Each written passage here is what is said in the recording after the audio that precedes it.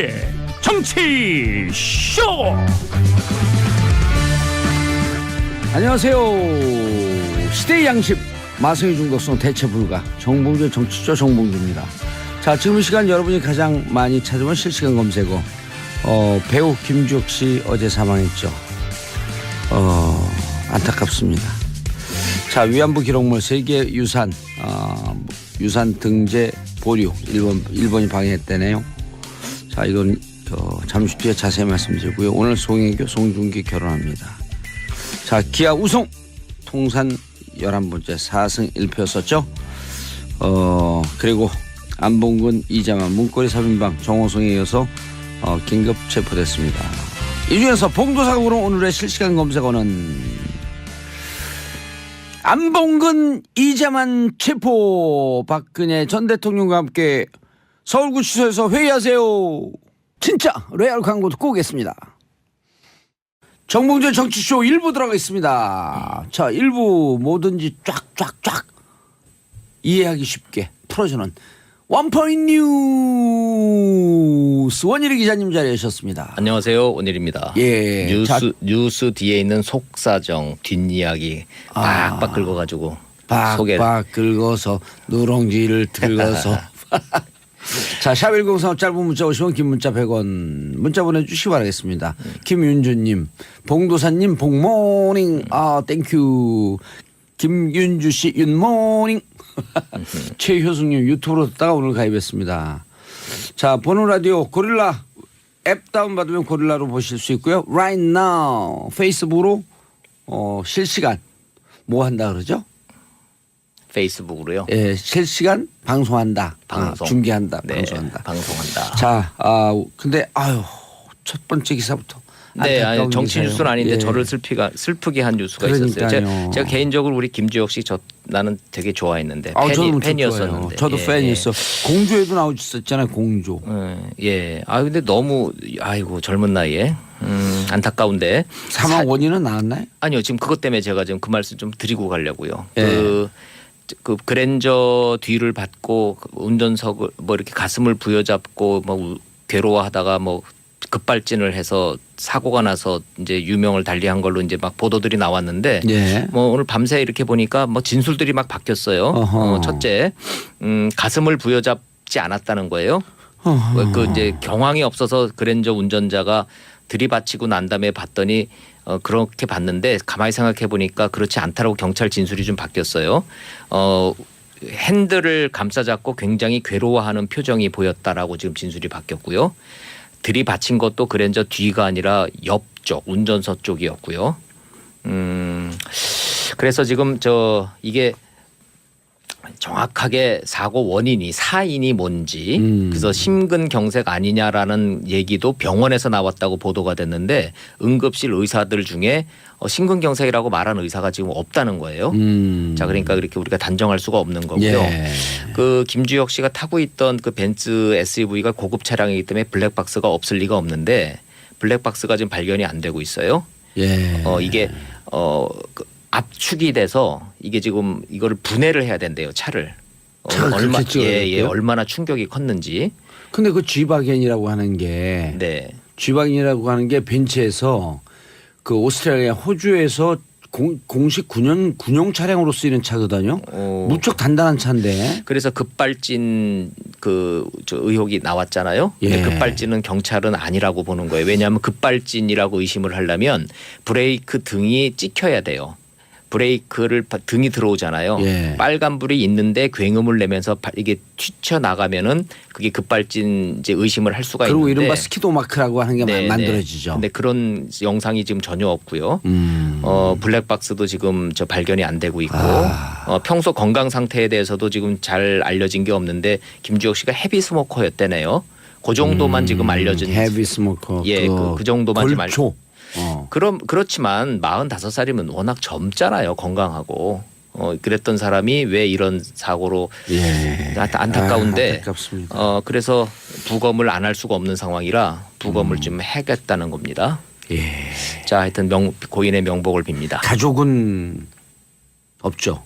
미혼이죠. 미혼이죠. 예. 뭐 유명 여배우하고 그 오랫동안 사귀었었죠. 예, 그랬던 뭐 얘기는 들었습니다만은 자 하여튼 고인의 유명을 예, 정확한 사망 원인은 또 추후에. 네, 저 보도가 부검 결과 들어오는 대로. 나올 것 예. 같은데요. 그걸 봐야지 알 것 다음 같습니다. 뉴스요. 자, 일단 이제 제가 이제 그 국회에서 지금 문제되고 있는 거 이건희 회장의 4조 5천억 원 차명 계좌에 대해서 금융위원회가 180도 지금 저 태도를 바꿨어요. 그래서 과세 대상이 아니다 해서 과세 대상이 맞다라고 지금 180도 바뀌었어요. 그래서 지금 이제 얼마를 내야 되느냐가 또 이제 관심 사항이 되고 있는데 최소 1천억 원에서 최대 1조 원까지 지금 이게 가능하다라는 얘기가 좀 나와서 그 얘기를 좀 잠깐 드리려고 합니다. 이게 삼성에서는 2008년도에 특검 받고 이거를 다 실명으로 전환하면서 증여세를 2009년도에 460억 원을 이미 다 냈다는 거예요. 예. 근데 지금 이제 이번에 이제 그 문제가 되는 거는 그 존재하는 실명으로 돼 있는 차명 계좌는 비실명 자산으로 볼 수 없다라는 금융위원회의 유권 해석 때문에 이게 문제가 됐던 거거든요. 말이 어렵네요. 어렵죠. 그럼요. 어렵죠. 그게 뭐냐? 간단하게 얘기하면 예, 뭐냐면요. 예. 원일이가 돈을 좀 숨기고 싶어서 예. 봉도사님 이름으로 이름 좀 빌려줘 해서 예. 글로 이제 했으면은 예. 실존하는 인물이잖아요. 예. 정봉주는. 그렇죠. 그런데 이제 그게 이제 문제가 돼서 다시 그러면 돌려도 예. 이렇게 됐으면은 금융실명제법 위반일까요, 아닐까요? 실명제법 위반 아니라는 거 아니에요. 아니라는 것이 유권 해석이었죠. 그게 금융실명제법 5조에 해당이 안 된다고 봤던 건데 이게 얼마나 눈 가리고 아웅이에요. 우리 그럼요. 국민들 입장에서 생각해 보면 얼마나 황당하냐고요. 근데 지난 10수년 동안 금융위원회가 이 그 유권 해석을 하고 과세 대상이 아니다라고 버티다가 드디어 이제 어제 그 국정감사에서 이제 백기투항을 해버린 거예요. 그리고 이 그 차명 계좌 갖고 돈 감축을 온 사람이 전체 국민의 몇 프로나 되겠어요? 0.1%를 1%도 안 될 거요. 근데 깜짝 놀랐어요. 11,000명이 넘고요. 그렇게 해서 차명 계좌로 관리하는 돈이 지금 9조 3천억 원이라네요. 11,000명이면 50만이면 그 1% 아니에요. 50만 명이면. 그렇죠. 근데 뭐 어린애들 빼고 노인들 예. 빼고 경제 활동하는 사람들 중에 왜 이렇게 차명 계좌가 이렇게 필요할까 싶어요. 예. 자, 그래서 이 얘기를 말씀드리는 이유는 지금 삼성뿐만이 아니라 유권 해석이 이렇게 바뀌면요. CJ, 롯데 등 재벌가들의 지금 이 차명 재산 문제 이게 지금 또 한 번 제2라운드가 시작될 것 같아서 예. 앞으로도 이슈가 될 것 같아서 제가 지금 말씀을 좀 드리는 그러네요. 거고요. 이게 만약에 이건희 차명 계좌에 과세를 했다. 네. 그럼 이제 앞으로 다른 재벌들도 지금 같은 거에 다 줄줄이 걸려 있어요. 이 문제가. 사실 이게 지하 자금 이런 거 아닐까요? 그래서 지금 이게 이제 차명 재산이 아니라 상속 재산이 아니라 이거는 비자금이었다라는 주장이 정치권에서 나오고 있는 그러겠죠. 거죠. 자, 왜- 근데 예. 그게 지금 이제 우리 봉도사님이 핵심 질문을 하신 건데 그렇게 되면은 과세의 대상이 아니라 이거는 과징금의 대상이 되거든요. 자, 과세는 뭐냐면요. 어찌됐든 원금은 건들질 않아요. 예. 여기에서 발생한 이자와 배당 소득 90%의 지방세를 합치면 99%를 과세하는 거거든요. 근데 사실 뭐 몇 조 단위로 돈을 숨기는 사람들이 뭐 이자 얻으려고 숨기는 건 아니잖아요. 그럼요. 그러니까 결국 이자 수익만 다 나라가 뺏어가는 건데 예. 과징금은 원금의 50%를 가져가요. 장난이 아니라니까요. 그래서 이게 과징금 대상으로 가면 공사가 커지는 거예요 지금. 공사가 커져. 그리고 예. 국고는 늘어나는 거 아니에요? 국고는 늘어나지만 삼성 국고 입장에서는 늘어나갖고 이거 갖고 우리 복지 예산을 좀 예, 쓰시죠. 법적으로 또 대응할 가능성이 좀 있어요. 예. 자, 여기서 제가 말씀드리고 싶은 거. 예. 자, 뭐가 맞는 게는 지금 시대가 바뀌었기 때문에 예. 바뀔 수는 있지만 금융 당국의 일관성 없는 고무줄 유권 해석. 예. 자, 영혼 없는 공무원들. 이건 아닌 것 같아요. 이거는 이제 국민들 입장에서는 맞아요. 용서하기 어렵죠. 차라리 예. 우리는 그렇게 유권에서 매서 그렇게 소신이 있었으면은 버텼어야죠. 예. 이게 맞다라고. 우리는 내 목에 칼이 들어와도 나는 이게 맞다라고 예. 유권 해석을 내렸고 10수년을 버텼으면 어제도 버텼어야죠. 정권 바뀌었다고. 오늘 홍상수의 감독 생각만 나는 거예요. 그때는 맞고 지금은 틀렸다. 맞습니다. 그때는 틀리고 지금은 맞다.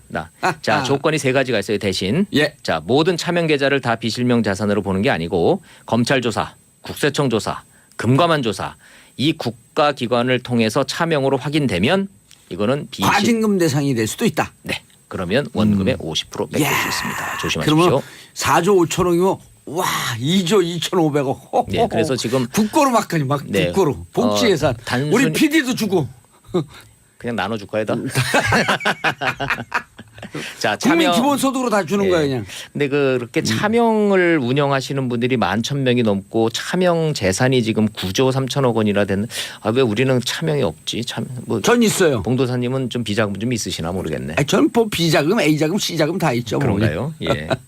자, 그렇게 해서 돈 있는 분들도 이렇게 고민이 예. 많은 것 같습니다. 진짜 제가 주위에 돈 있는 분들 좀 있거든요. 네. 대한민국에서 현금 동원 능력 1위. 네. 모 호텔 회장 밤에 잠을 못 자요. 아, 그래요? 왜 그런 네. 줄 아세요? 왜 그래요? 돈을 어떻게 하면 더 벌지. 그러니까 맞아요. 돈 있으면 고통스러워요. 맞습니다. 적당히 우리가 네. 사는데 필요한 만큼. 네. 그거 없는 국민이 50%가 넘잖아요. 저 좀 이따 이제 두 번째로 이제 돈 때문에 지금 이제 걱정에 빠진 분이 이제 홍종화 장관 후보자 하고 청와대가 지금 또 이제 문제가 되고 있는데 무슨 부채 또 엄마하고 뭐 어쩌저쩌. 예, 그 얘기는 뭐 다 알려진 얘기니까 제가 몰라요. 그냥 우리 생략을 기사 안 보는 할게요. 사람들 많아요. 예. 아, 너무 깜찍하잖아요. 여기서 듣고 기사 이해하는 사람들 많아요. 얘기해 주세요. 예. 제발.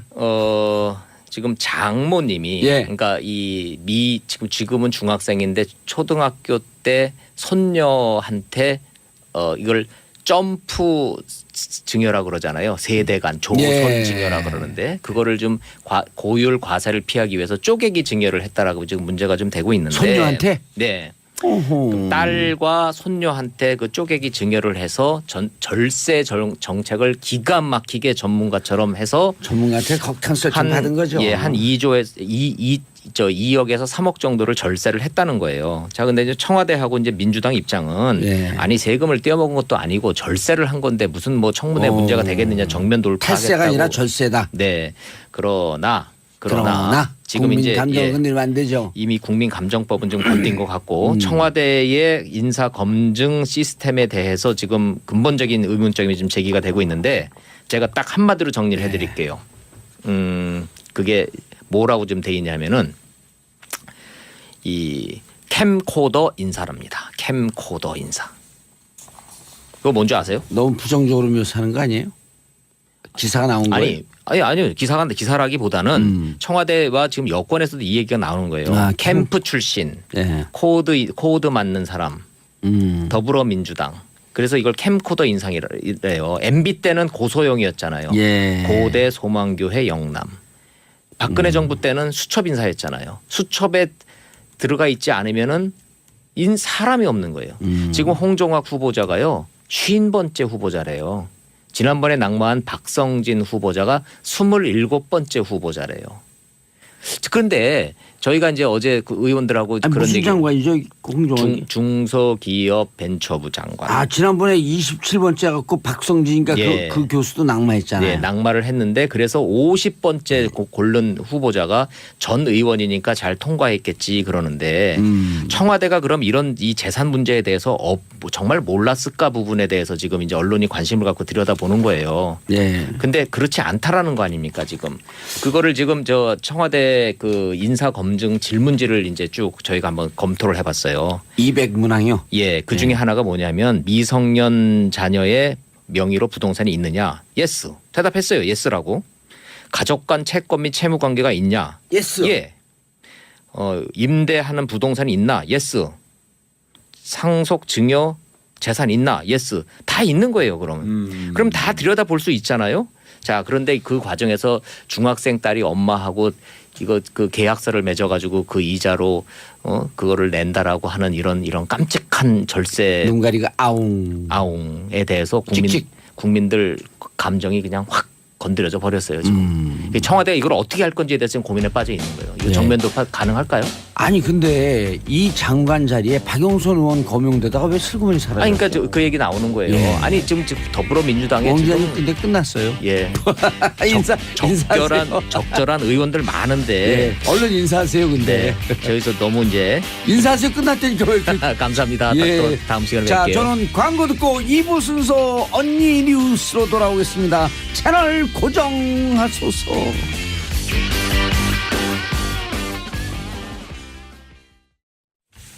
정봉재 정치쇼 2부 순서 돌아가겠습니다. 이름하여 언니 뉴스. 언니 왜 뉴스인지 알아요? 기사는 복수잖아요, 늘. 그래요. 그래서 뉴스예요. 새로운 것들. 고기자 표정이 완전 째려본다. 째려보고 계시네. 레이저 발사. 자, 최민희 의원님. 안녕하세요. 예. 오늘 최민희 의원님 커피 샀어요. 와. 박수. 쥐꼬리만한 그 출연료마다 커피 샀어요. 여기서 중요한 게 꼬리가 중요한 게 아니라 쥐. 네. 자, 양지열 변호사님. 예, 안녕하세요. 예, 언니 원래 뉴스- 목소리 데려왔어요. 안녕하세요. 언니 양지열이에요. 뉴스의 오빠 참가자 양지열입니다. 저걸 입을 뒤집어 쓰고 연구할 것 같아. 나는 언니 뉴스의 2단자다. 자, 그리고 고란사의 중앙이. 예, 안녕하세요. 고란입니다. 근데 중앙일보 기자가 왜 SBS 나와요? 나 그거 궁금해요. JTBC에서 안 불러줘서 그러게요. 네. 그게 아니라 JTBC는 라디오가 없어서. 있어요. 있어요? 그럼요. 있어요? 있어요. FM 라디오가 처음 듣는 없대요. 얘기인데요. 네. 아니 왜 그러세요? 제 앞에서 왜 그러세요? 아, 방송 전문가시죠? 왜냐하면 저도 모르는 FM 일을 알고 라디오가 주파수 찾기가 힘들어서 JTBC가 들어가기가 어려웠을 것 같아요. 왜냐하면 YTN 라디오를 FM 라디오 이제 저희 방송위원회 참여정부 2기 때 허가를 하는데 진짜 그거 하나 하는 게 너무 어려워요. 하늘의 별따기다. 네. 아. 주파수가 있기 때문에. 다 그리고 배당돼 지금 있으니까. 미디어 환경에서 사실 뭐 팟캐스트 같은 다른 통로가 있으니까 전통적인 라디오 주파수를 꼭 따내야 하느냐 이런 뭐 근본적인 의문도 있었을 것 같아요. 그거 따는 것도 다 그 근데 전파권이니까 돈을 내야 되는 거잖아요. 뭐 얘기가 세긴 했는데 우리가 이제 처음에 TV가 나왔을 때 라디오의 시대는 갔다고 했잖아요. 그런데 네, 그런데 음. 자동차 문화가 발달하면서 그리고 일하면서 듣는 라디오. 그래서 라디오가 더 진화했고 팟캐스트가 나왔다고 그러면 TV나 라디오나 뭐 소구력이 적어지냐 아닌 것 같아요. 아니, 다 같이 커지는 것 같아요. 그렇죠. 팟캐스트 다른 그 라디오 프로그램 어차피 팟캐스트로 네. 나오는 거니까. 그렇군요. 예. 오늘 왜 이렇게? 오늘 지금 기운이 졸고 없어요. 있는 중이에요. 네. 자, 첫 번째 뉴스. 최민희 의원님. 네. 네, 자유한국당 국감 보이콧 했다 또 철회했어요? 네, 철회했습니다. 윤소아 의원이 여기 자주 나오거든요. 네, 정의당. 네. 그게 자유한국당원들은 보이콧 전문 정당인지 묻고 싶습니다. 그 사람 말을 약간 씹거든. 그렇죠. 그런데 근데 마지막 뭐라는 줄 알아요? 그런데 자유한국당 없으니까 좋네요. 우리끼리 합시다. 근데 제가 왜 그런지 생각해 봤더니 19대 때 예. 국정원 댓글이 그때 터진 거예요. 그렇죠. 그래서 19대 국회가 내 싸우는 국회로 그 일부 언론의 비난을 받았는데 그 식물 당시에는 예, 우리 당이 보이콧 전문이었습니다. 그런데 아마 그때 우리를 바라보면서 새누리 우리도 쪽이 저렇게 이제. 그치 우리 야당 되면 저래야지. 그리고 학습한 게 아닐까 싶습니다. 근데 그러니까 지금 얘기도 방송 장악을 지금 정권에서 하고 있다고 거꾸로 얘기하고 있잖아요. 자유한국당. 그렇죠. 그래서 그게 근데 우리도 속으로 국감 보이콧하면서 19대 때 속으로는 야 이게 보이콧 자꾸 하면 안 되는데 하다 그러니까 국감을 보이콧한다는 건 국회의원이 쓸 수 있는 최후의 수단이에요. 그렇죠. 네. 그런데 그 최후의 수단을 너무 이렇게 자주 쓰고 소 잡는 칼로 계속 닭을 잡으면 나중에 소도 닭도 못 잡거든요. 근데 이제 이 자유한국당 같은 경우는 방송 장악 원조 정당이잖아요. 근데 그 정당이 방송 정상화를 방송 장악이라고 하면서 국회를 보이콧하니까 여론이 싸늘하고요. 일단 이해를 못 하세요. 네, 그래서 한 여론조사 결과에 따르면 거의 그 지금 문재인 정부에서 언론 노조나 방송사 노조가 파업을 하면서 하려고 하는 게 방송 정상화다.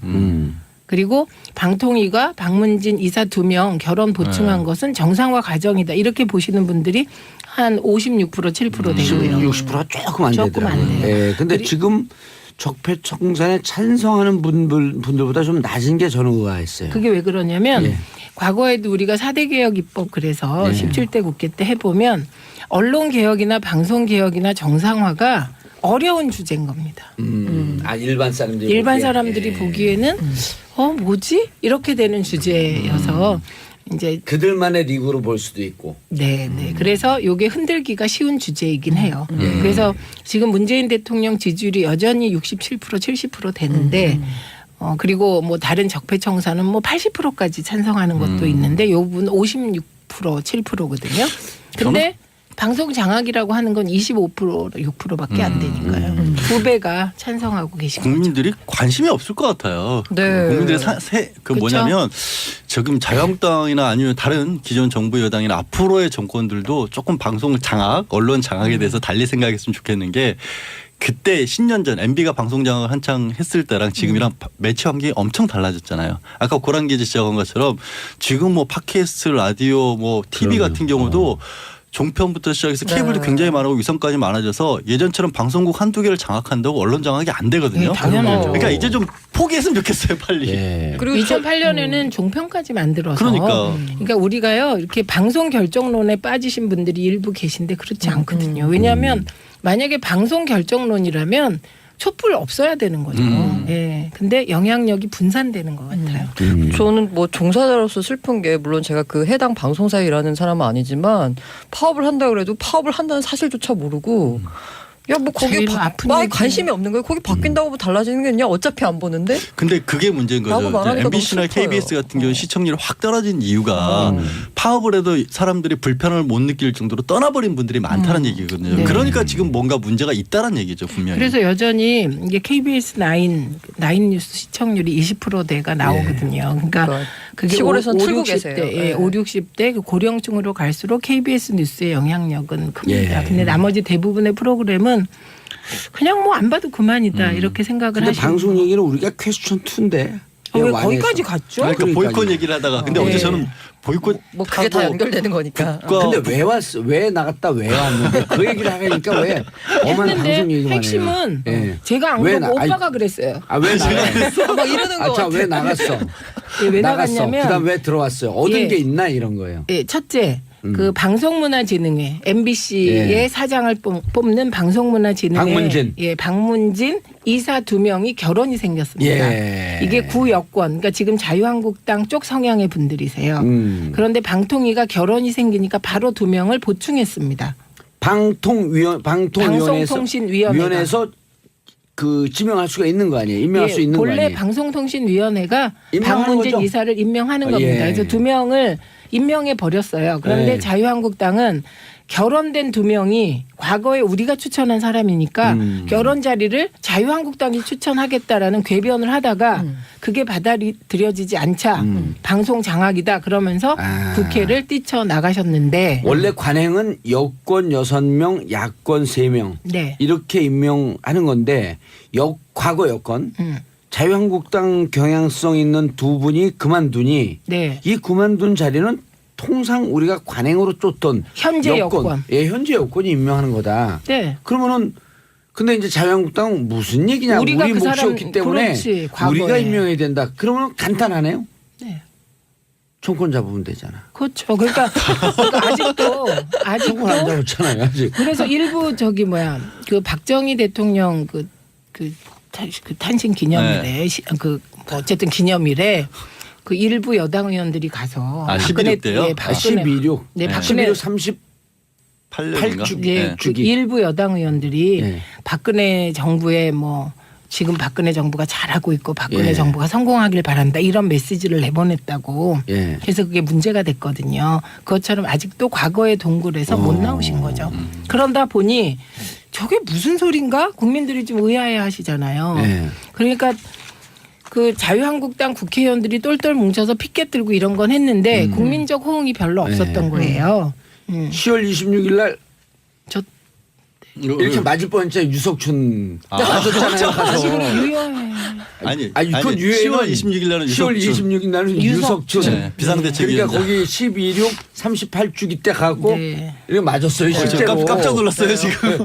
아니 왜냐면 보는 라디오 보는 분들인데 리얼하게 오. 저 때리는 줄 알았어요. 저 때렸으면 때릴 수가 없죠. 유석춘이 아니니까. 그렇지. 근데 지금 의원님 말씀하신 것처럼 나가서 호응을 안 해주니까 얻은 거 없이 그냥 들어온 거예요. 근데 친박 쪽에서도 호응을 안 해주잖아요. 그러니까 그냥- 유효에는 친박 집회 갖고 얻은 게 기쁨을 하나 받는. 있긴 해요. 뭐요? 이것도 조금 저는 말도 안 된다고 보는데 예언을 했는데 그 예언이 적중할 거다 이거예요. 그 예언이 뭐냐? 김장겸은 물러나게 될 것이고 고대영도 물러나게 될 것이다. 예. 그래서 이런 예언을 우리가 하고 복귀한다 이거예요. 그 예언은 저도 할 수 있는데. 아니 그 자리에 앉았고 정준길 변호사도 그 예언을 했어요. 그러니까 그래서 그 예언을 미리 이제 국민들 앞에서 얘기하고 예. 이제 김장겸이 물러나면 우리가 왜 방송장악 투쟁을 했는지 국민들이 알 것이다 이렇게 예언을 또 하셨어요. 그 사람들이 물러나면 우리 예언이 맞고 이게 무슨 얘기야? 마치 예언이 배고프면 밥 먹을 것이다 라는 예언 같은데요. 어제 근데 저는 커피를 사주면 멋지고 맛있을 것이다. 국감장에서 딱해 보이더라고요. 아, 자유한국당 딱해 의원분들이. 다른 게 아니라 외교부 국감을 하는데 어제 이제 오늘 그 각종 언론에서 사드 문제 관련한 네. 강경화 장관의 발언을 대서특필을 했잖아요. 네. 그만큼 중요한 발표라고 강 장관이 와 있는데 홍문정 의원이었던가요? 첫 질문이 오늘 저희가 왜 검은 옷 입고 검은 넥타이 메고 왔는지 아세요? 라고 물어본 거예요. 네. 외교부 국감장에서 그러니까 강 장관이 저 잘 모르겠다고 야당에도 관심 좀 가져주세요 이러는 거예요. 아니 왜일 것 같아요 근데. 그러니까 방송 장악에 복귀를 하긴 하는데 항의의 뜻으로. 원내 투장을 한다는 의미에서 상복을 입는다라고 해서 검은 옷 검은 넥타이를 맨 거예요. 설명이 길어지면 메시지가 맞아요. 없어요. 그러니까 강 장관은 나는 외교부 장관인데 왜 나한테 저런 얘기를 아니 해서. 그리고 아니, 사실 강경화 장관 국방부 장관이에요. 예? 갑자기 또 왜 그러세요? 아니, 처음에 강경에서? 임명할 때 한 언론에서 네. 국방부 장관이라 그랬거든요. 그러니까 11개의 언론이 똑같이 썼어요. 국방부 장관이라고. 아 이름이 강경해서 강경화. 아 네. 아재 개그 금지법. 8시 이후 저녁 8시 이후는 하기 지금 괜찮아요. 낮이니까. 그리고 사실 국감을 보이콧하는 게 사실 국감이 제일 야당이 이렇게 빛을 발할 수 있는 자리거든요. 예. 그런데 보이콧하면 안 돼요. 보이콧하면 이게 자기들 이렇게 저왜 실력을 그랬는지 뽐낼 알아요. 수 있는 자리인데. 실력을 뽐낼 수가 없어요. 왜냐하면 이번 국감은 국감은 전 정권이에요. 네, 이상한 전 정권 국감이에요. 국감이라 그리고 문재인 정부는 솔직히 얘기하면 2개월밖에 안 한 정부라 예, 흔들 게 별로 없어서 그 계산 속에 나가는 거예요. 그리고요 원래 아시겠지만 그 민주당은 국감을 여당이 되건 야당이 되건 치열하게 해요. 여당 때 야당처럼 한 것이 17대 국회잖아요. 아니 제가 네. 그 교육부총리 김진표 교육부총리한테 대정부 질의를 하는데 네. 그리고 이제 15분 한 30분 하고 내려왔거든요. 내려갖고 저한테 이제 술자리에서 만났는데 정의원 대정부질인데 칭찬을 하는데도 등에서 식은땀이 나요. 그러면서 자기 보좌관하고 야 저런 사람들 야당이었으면 당이 달랐으면 어떻게 했을 뻔할까. 칭찬하는데도 식은땀이 나는데 이 민주당 의원들이 그래요. 네. 예. 자 네. 양지열 변호사님. 그래서 이제 방송 장악 얘기를 계속 하고 있는 게 왜 예. 항의를 하고 있냐면 지난번 처음 나왔을 때는 이제 김장겸 현 사장에 대해서는 체포영장 발부에 항의를 했고 이번에는 어떤 일이 이루어지고 있냐면 김재철 전 MBC 사장에 대해서도 검찰이 사무실하고 자택하고 박문진 사무실을 압수수색을 했죠. 이런 것들이 다 방송 장악 음모다라고 얘기를 하고 있는데 이제 김재철 전 사장이 받고 있는 의혹은 김재철 사장이 처음 그러니까 이명박 정권 당시에 MBC 사장으로 교체돼서 들어간 첫 사장이었거든요. 그리고 그렇죠. 그 사장이 들어가는데 우리 예전에 굉장히 유명했었던 뭐 PD 수첩이라든가 지금 이름도 기억 안 나는 MBC 시사 프로그램들이 막 줄줄이 네, W 없어지기 호플러스. 시작했어요. 예. 근데 PD 수첩 같은 경우에는 당시 지금도 프로그램은 남아 있긴 한데 뭐 광우병 보도 이런 것들로 굉장히 파장을 많이 일으켰었거든요. 근데 PD 수첩은 아시겠지만 그거 보도한 이후로 검찰 직원들이 가서 막 그 PD를 체포해 버리고 예. 그 방송국 안에 머물고 있었던 여성 PD들 중에는 결혼식 앞두고 있었던 신부도 있었어요. 네. 근데 그게 예. 공범자들의 예, 예, 다 나오기도 하고 나왔었죠. 그런데 예. 근데 그 PD에 대해서 검사가 직접 가가지고 당신들은 언론인이기 이전에 대한민국 국민 아니냐 라면서 다 체포를 했거든요. 다 무죄, 다 네. 무혐의 처리되는데 그렇게 공권력 투입을 했던 거예요. 그 가장 앞장선 데에 김재철 전 사장이 있다라는 게 이제 현재 이제 검찰에서 보고 있는 거고 근거가 있는 게 국정원에서 국정원개혁위원회에서 계속해서 문건이 나온 것 중에 직접적으로 뭐 김재철 사장이라든가 KBS 전 사장들을 접촉을 해서 뭐 돈봉투 건너갔다는 얘기도 나오고 뭐 그 구체적으로 인원 정리했다는 얘기가 나오니까 이제 그걸 확인하러 간 건데 본인은 오히려 네. 나를 압수수색해 줘서 나를 검찰에 불러줘서 고맙다. 나는 네, 떳떳하다는 근데 주장을 하고 있어요. 지금 그 김재철 사장을 검찰이 그냥 임의로 김재철 사장 관련하여 예. 뭐 조사하고 그런 거 아닙니다. 아 임의는 아니죠. 예, 영장이 10월 나왔으니까. 네, 영장이 나왔는데 지금 변호사 앞에서 무슨 비법적 용어를 얘기를 해요. 아니 저는 오빠를 대상으로 한 게 아니에요. 청취자들께 알려드리려고. MBC 노조가 10월 20일 날 예. 김장겸, 김재철, 안광한, 백종문 등을 고발을 했구나. 고발했습니다. 근데 그 고발한 내용이 예. 방송법 위반, 노동법상 부당 노동 행위, 예, 그리고 국정원법상 직권남용 업무 방해 혐의. 오호. 예, 이렇게 고발을 했고요. 그럼 어떻게 다 아세요? 저요? 고발장에 써 있어요? 네, 그렇고요. 그랬구나. 그다음에 지금 말씀하셨던 부분은 국정원 TF에서 아까 말씀하신 네. 문건이 나왔는데 그 TF에서도 이 MBC의 이러이러한 사안에 대해서 조사를 의뢰했습니다. 그러니까 두 군데에서 검찰에 우리가 일반적으로 얘기하는 고소고발이 들어간 거죠. 근데 본인은 국정원 아이오죠. 정보원이라고 네. 하는 사람들을 언론사 기자들이 어떻게 만나냐. 언론사 직원이. 아니 나는 이래 그런 아니 그 언론사에 와 있는데요. 와 보다가 아니 여기 아이오야 이렇게 지나다 만나고 반갑습니다 이렇게 악수라도 했을 거 아니에요. 아이오다 피해요 다. 예, 그리고 김재철 사장이 국정원 직원을 만났다는 네. 그 노조의 내부 그 증언도 있었고요. 그리고 그 밑에 이제 그동안에 했던 전영배 전 기조실장이 예. 있습니다. 근데 이분도 역시 이제 수사를 받게 되는데 여기가 국정원의 소통 창구가 아니냐 네. 이런 의혹을 강하게 받고 있습니다. 본인은 굉장히 억울할 것 같아요. 사실 처음 임명되고 나서 들어갈 때도 나는 노조를 탄압하기 위해서 들어온 게 아니다. 장악하기 온 게 아니다라는 얘기를 하면서 들어갔는데 공범자들이 나오잖아요. 아, 선배님 MBC 직원 아니에요? 그러고 최승원 PD가 물어요. 그때 아 몰라 그러고 후배들한테 왜 이러세요 도대체 그렇게 몰라 그러고 가더라고. 그래놓고 일을 초반에는 잘 못했어요. 그래서 이제 청와대 불러가서 그 유명한 조인트가였다는 말을 들은 분이 이 김재철 사장이거든요. 그걸 폭로하신 분이 김우룡 전 방문진 이사장이에요. 방문진 이사장. 네, 그분이 저하고 같이 방송위원 하신 분이에요. 그러니까 청와대 들어가서 일 못한다고 조인트 까이고 들어와서 다시 복귀해서는 후배들을 무차별적으로 근데 이제 잘라내기 이 시작했던 김재철 거죠. 사장도 어찌 보면 네.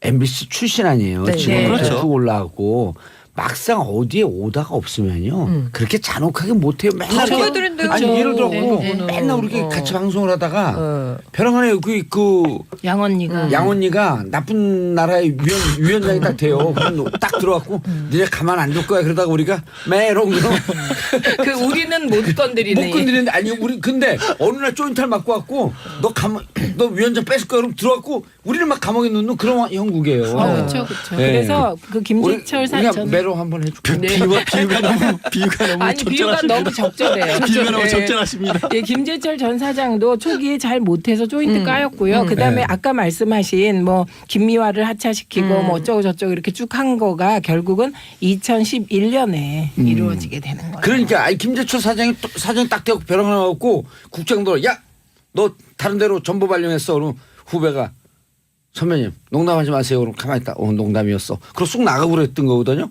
어리버리하게 청와대 갖고 이제 딜이 조인트를 맞고. 그러니까 2012년에 MBC가 장장 170일 파업을 하잖아요. 그렇죠. 2012년. 2년입니다. 그럴 때 요 처리를 놓고도 아마 강한 압박을 받은 것 같고 그 이후에 6명이 해고되고요. 거의 네.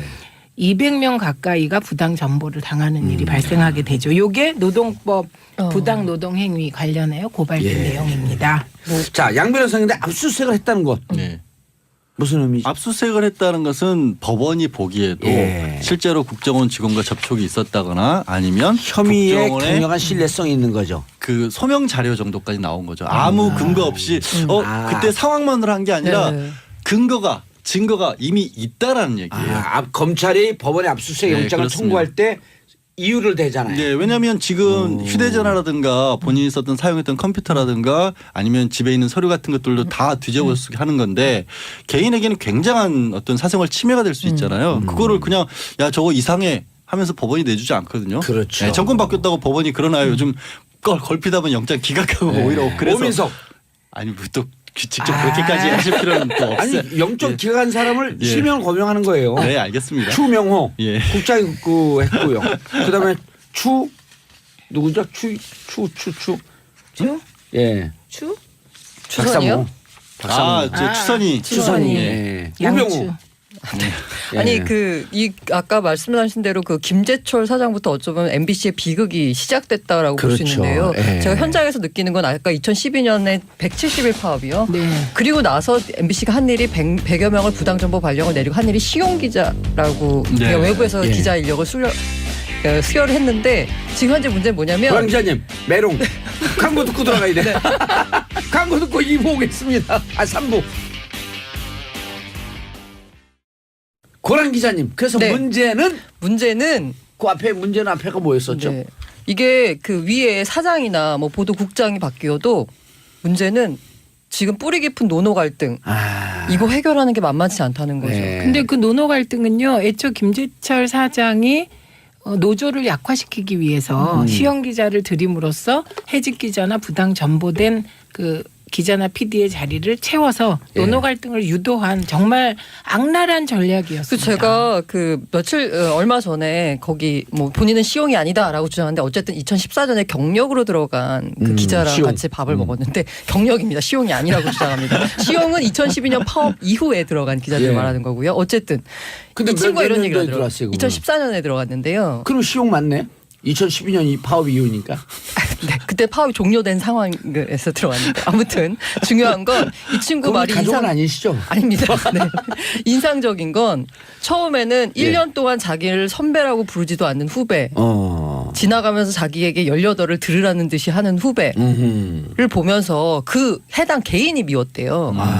정말 그래서 가슴이 쌓아서 지금 병까지 얻었다 그러는데 근데요. 그러고 그분도- 있다가 그분도 병 얻었겠지만 해직돼서 9년 동안 고생한 네. 분들도 최민희 의원님. 죄송해요. 고랑 네. 기자님 요즘 아니 동네 가니까 내가 분명 그런 것 같아. 동네 누구 지역 유권자가 최민희 의원 거기 나오는데 방송 분량이 얼마 안 되는 것 같아. 그런 얘기 들었죠? 아닌데 최 의원님 맞아, 제일 많이 많으신 것 말씀 같아요. 많이 제일 하시는데. 많아요. 저는 그럼 우리가 그냥 밀어주잖아. 말이 많아요. 아 그럼 우리가 밀어주잖아. 어쨌든 죄송해요. 그 고생하신 그 원래 계셨던 분들은 물론이고 아무튼 예. 이분들도 문제는 제가 말한 노노 갈등인데 네. 인상적이게 처음엔 그 개인이 미웠는데 시간이 지나니까 아, 이건 조직의 문제다라고 머리로는 이해를 하는데 본인이 가슴이. 개인적으로 느꼈던 그런 인간적인 모멸감은 아직도 쌓여 예. 있다는 거예요. 가슴이. 그래서 사태가 해결되고 난 뒤에도 그 개인들 간의 인간적인 감정은 어쩔 수가 없잖아요. 그걸 풀어서 조직이 정상화돼서 굴러가는 데까지는 시간이 6개월이요. 좀 걸리지 않을까. 6개월. 딱 예상 6개월? 6개월. 6개월이요? 6개월이요. 근데 그래요? 진짜 또 선수들 쪽에서 예측하기가 저는- 길면 1년인데 6개월 아니면 그리고 그 경력으로 들어온 분들 중에서 노조 가입. 노조 가입한 분들도 있고 그렇죠. 또 우호적으로 이렇게 있는 분들이 있고 아주 극소수 그 무슨 그 태극기 집회 갖고 뭐 이상한 발언하는 분들이 있어요. 네, 그 기사분 신노조의 있죠. 위원장 네. 뭐 이런 분들 그런 극소수 일부를 빼놓고 또 그분들은 MBC가 언론으로서 정상화되잖아요. 못 버티고 도태돼요. 저 말할래요. 예. 예.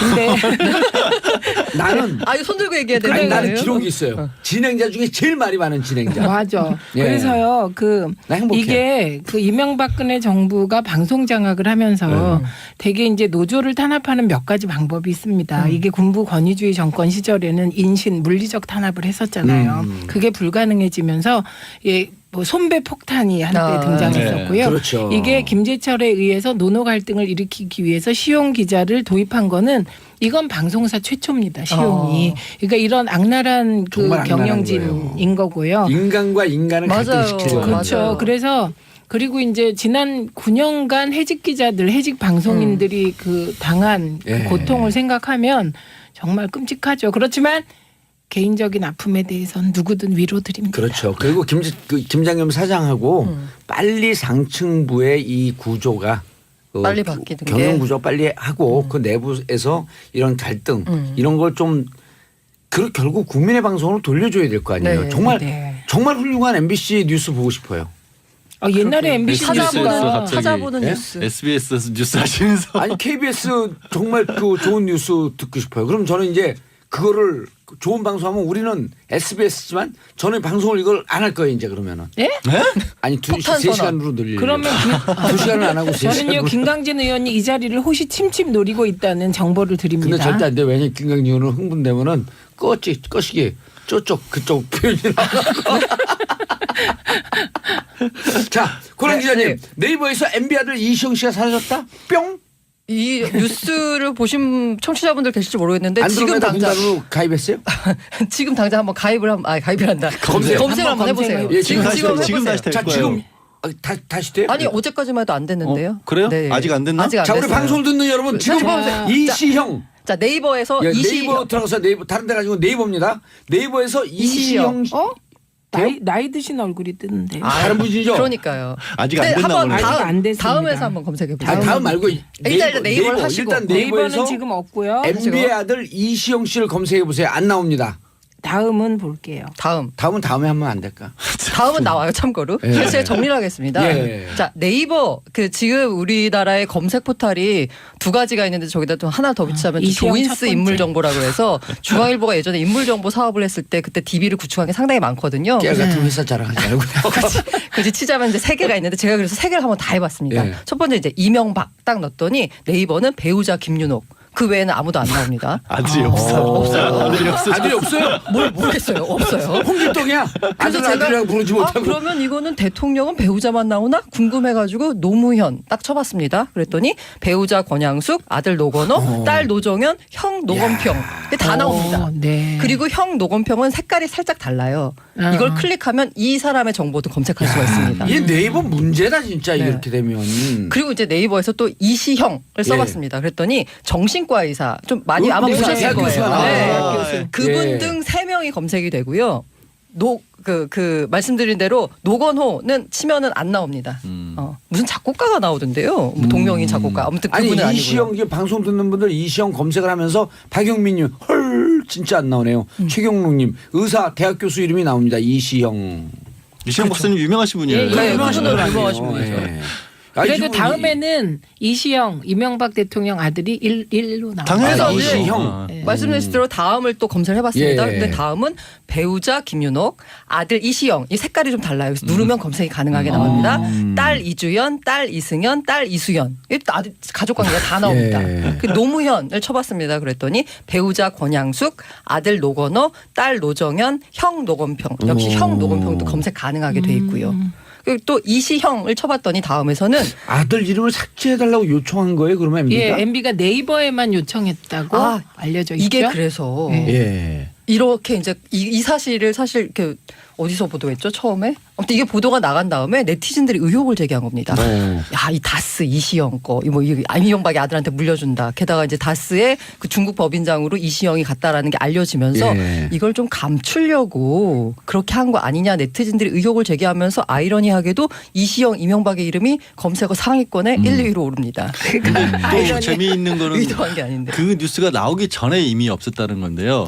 네이버 인물 정보 검색에 안 나오는 게 부적절한 게 이시영이라는 이름 자체가 뉴스에도 굉장히 많이 거론이 됐기 때문에 언론사 뉴스에 나온 사람의 이름은 검색이 되는 게 원칙이죠. 조인스 인물 정보 만들 때도 그렇게 만들었고요. 그럼요. 아 또 이건 의도적으로 뺀 거죠. 그리고 기업의 이 사람이 아니, 주요 요청을 임원이잖아요. 했다는 거예요. 예. 기업의 주요 임원들 같은 경우에는 또 검색이 되도록 나오는 게 맞는 이게 거거든요. 두 가지가 있는데요. 인물 정보가 이제 기업인의 경우에는 국내 법인 사업체의 임원급 이상 이게 본인이나 대리인으로 해서 올릴 수가 있습니다. 아니 변호사님 네. 저 빼달라고 요청한다고 빼줘요? 아니 근데 그거는 사기업이잖아요. 네이버도. 예. 그렇게 뺄 수는 있어요. 아니 뺄 근데 수는 네이버는 있어요. 지난번에 네, 요청하면 뭐, 뺄 네. 수 아니 있습니다. 조작도 하고 그랬었잖아요. 그러니까 네이버는 예. 우리가 장악했다 뭐 이런 말도 있었잖아요. 그러니까 요청하면 뺄 수 있고요. 그런데 필요성, 공익성 등이 인정되는 등 특수한 상황에서는 네이버가 자체적으로 판단해서 공개 여부를 결정할 수 있습니다. 근데 이 경우는요 비서실에서 이명박 전 대통령의 사진을 교체하는 과정이 있었는데 예. 출가한 자녀분들의 이름까지 굳이 명시할 필요가 있겠느냐? 어허. 그래서 전 대통령 내외의 함자만 넣어달라고 요청했다고 합니다. 그래서 이제 그 이명박 대통령 측의 설명을 보면 2015년 9월쯤에 네이버에서 요청이 아. 왔고 그래서 네이버에서 네, 네이버에서 요청이 와서 사진 교체를 요청하는 과정에서 아예 그냥 가족 관계를 뺐다. 다음은 왜 있냐 그러면 다음에서는 사진 요청 그게 없었다. 그렇기 때문에 그냥 다음은 그냥 놔뒀다. 그러니까 그래서 네이버는- 실제로 보면 예. 네이버에 보면 거기 옆에 보면 정보 수정일이라고 돼 있거든요. 거기 보면 2015년 9월 11일로 돼 있어요. 그런데 2015년 9월 11일 그게 뭔가 어떤 생각나는 날인가요? 사건이 있나요? 9.11 뭐 그건 아니고요. 아니네. 그 전날인 2015년 9월 10일에 김무성 사위의 말을 아, 해도 되나? 마약? 아, 마약 사건. 마약 사건이 터집니다. 그런데 그 김무성 사위의 마약 사건이 터졌는데 이게 뉴스화 됐나? 아니면 됐죠, 됐어요. 됐어요? 됐어요. 그 손해배상 걸려 있어요. 조심하셔야 아, 됩니다, 네. 고 기자님. 네. 손해배상 청구 아니, 걸려 아, 있어요. 사실이라도 됐다. 뉴스화 됐다도 아니, 뉴스가 네. 됐고 이제 그거를 보도한 언론사를 상대로 이제 손해배상 청구가 들어가 있는 상황이에요. 그래서 아무튼 왜 재갈을 물리세요? 고란 기자 입에. 아무튼 그런 일이 벌어졌습니다. 그래서 여기에 대해서도 뭔가 이제 의문을 제기하는 했더니 이명박 대통령 측의 설명은 해당 언론 보도는 네이버에 요청한 뒤에 벌어진 일로 안다라면서 관련성을 부인했거든요. 그런데 이게 그 요청 언제 했는지 모르겠는데 어쨌든 시점으로 보자면 예. 첫 그러네요. 보도가 그 김무성 사위 보도가 9월 10일 날 동아일보에 단독으로 나왔고요. 정보 수정일은 9월 11일로 돼 있습니다. 야, 기기묘묘하네. 하필이면 그렇겠죠. 하필이면 이렇게. 하필이면. 왜냐하면 그 이시영 씨가요. 네, 예. 그 옛날에 2002년도에 네, 그 유명한 사진이죠. 유명한 사진이 그 스랩- 반바지 입고 네, 소위 스랩바 사진이라는. 슬리퍼. 슬리퍼 네. 입고 시딩크하고 사진 찍었잖아요. 네. MB 서울시장 서울시장 시절에. 시절에. 네, 그리고 그러니까 또 뭐 슬리퍼 반바지가 무슨 명품이냐. 명품 반바지 이런 거 한 100만 원쯤 하거든요. 슬리퍼가 한 40만 원쯤 하고 그런 게 막 올라오고 그러잖아요. 네. 어? 어디는 가봤나 이런 거 있잖아요. 네. 어? 그래서 돌집은 가봤나 뭐. 근데요 어제 예. 이혜진 예. 네. 국감장에 나타나서 네. 진짜 되게 곤란한 상황이 많이 연출됐던 어. 것 같아요. 네이버 창업자가 국감 출석해서 언론에 주목을 받기도. 자, 이거를 빼달라면 빼주네요. 아니 근데 이게 언론사 뉴스가 아니기 때문에 예. 네이버의 서비스이기 때문에 그거 자체를 야단을 뭐라고 할 수는 비난할 수는 없는데 예. 이제 아니, 근데 그거- 이시영이라는 인물의 중요도를 감안을 하면 해주는 좀 게 부적절하다는 맞다. 거죠. 준공인이다. 그리고 네. 지금 그 2조 5천억이 넘는 매출을 하는 회사를요. 그 주식이 하나도 없잖아요. 지분이 이시영 씨가. 네, 예, 예. 그 지분을 가지려고 5개 회사를 동원해서 BBK하고 똑같이 또 작업이 들어갔어요. 그러니까 이런 거 에버랜드, 삼성 에버랜드 네. 비상장 주식을 갖고 있다가 키우고 그러면서 네. 결국 이정의 지분을 늘리면서 그 불법 승계하고 세금 네. 먹고 그러잖아요. 네. 그 과정을 똑같이 지금 네. 걷고 있다니까요. 이시영 씨가 기다려라. 다 들여다보고 있다. 빨리 밝혀졌으면 좋겠네요. 예. 너무 웃겨요. 하는 수법 맨날 똑같아요.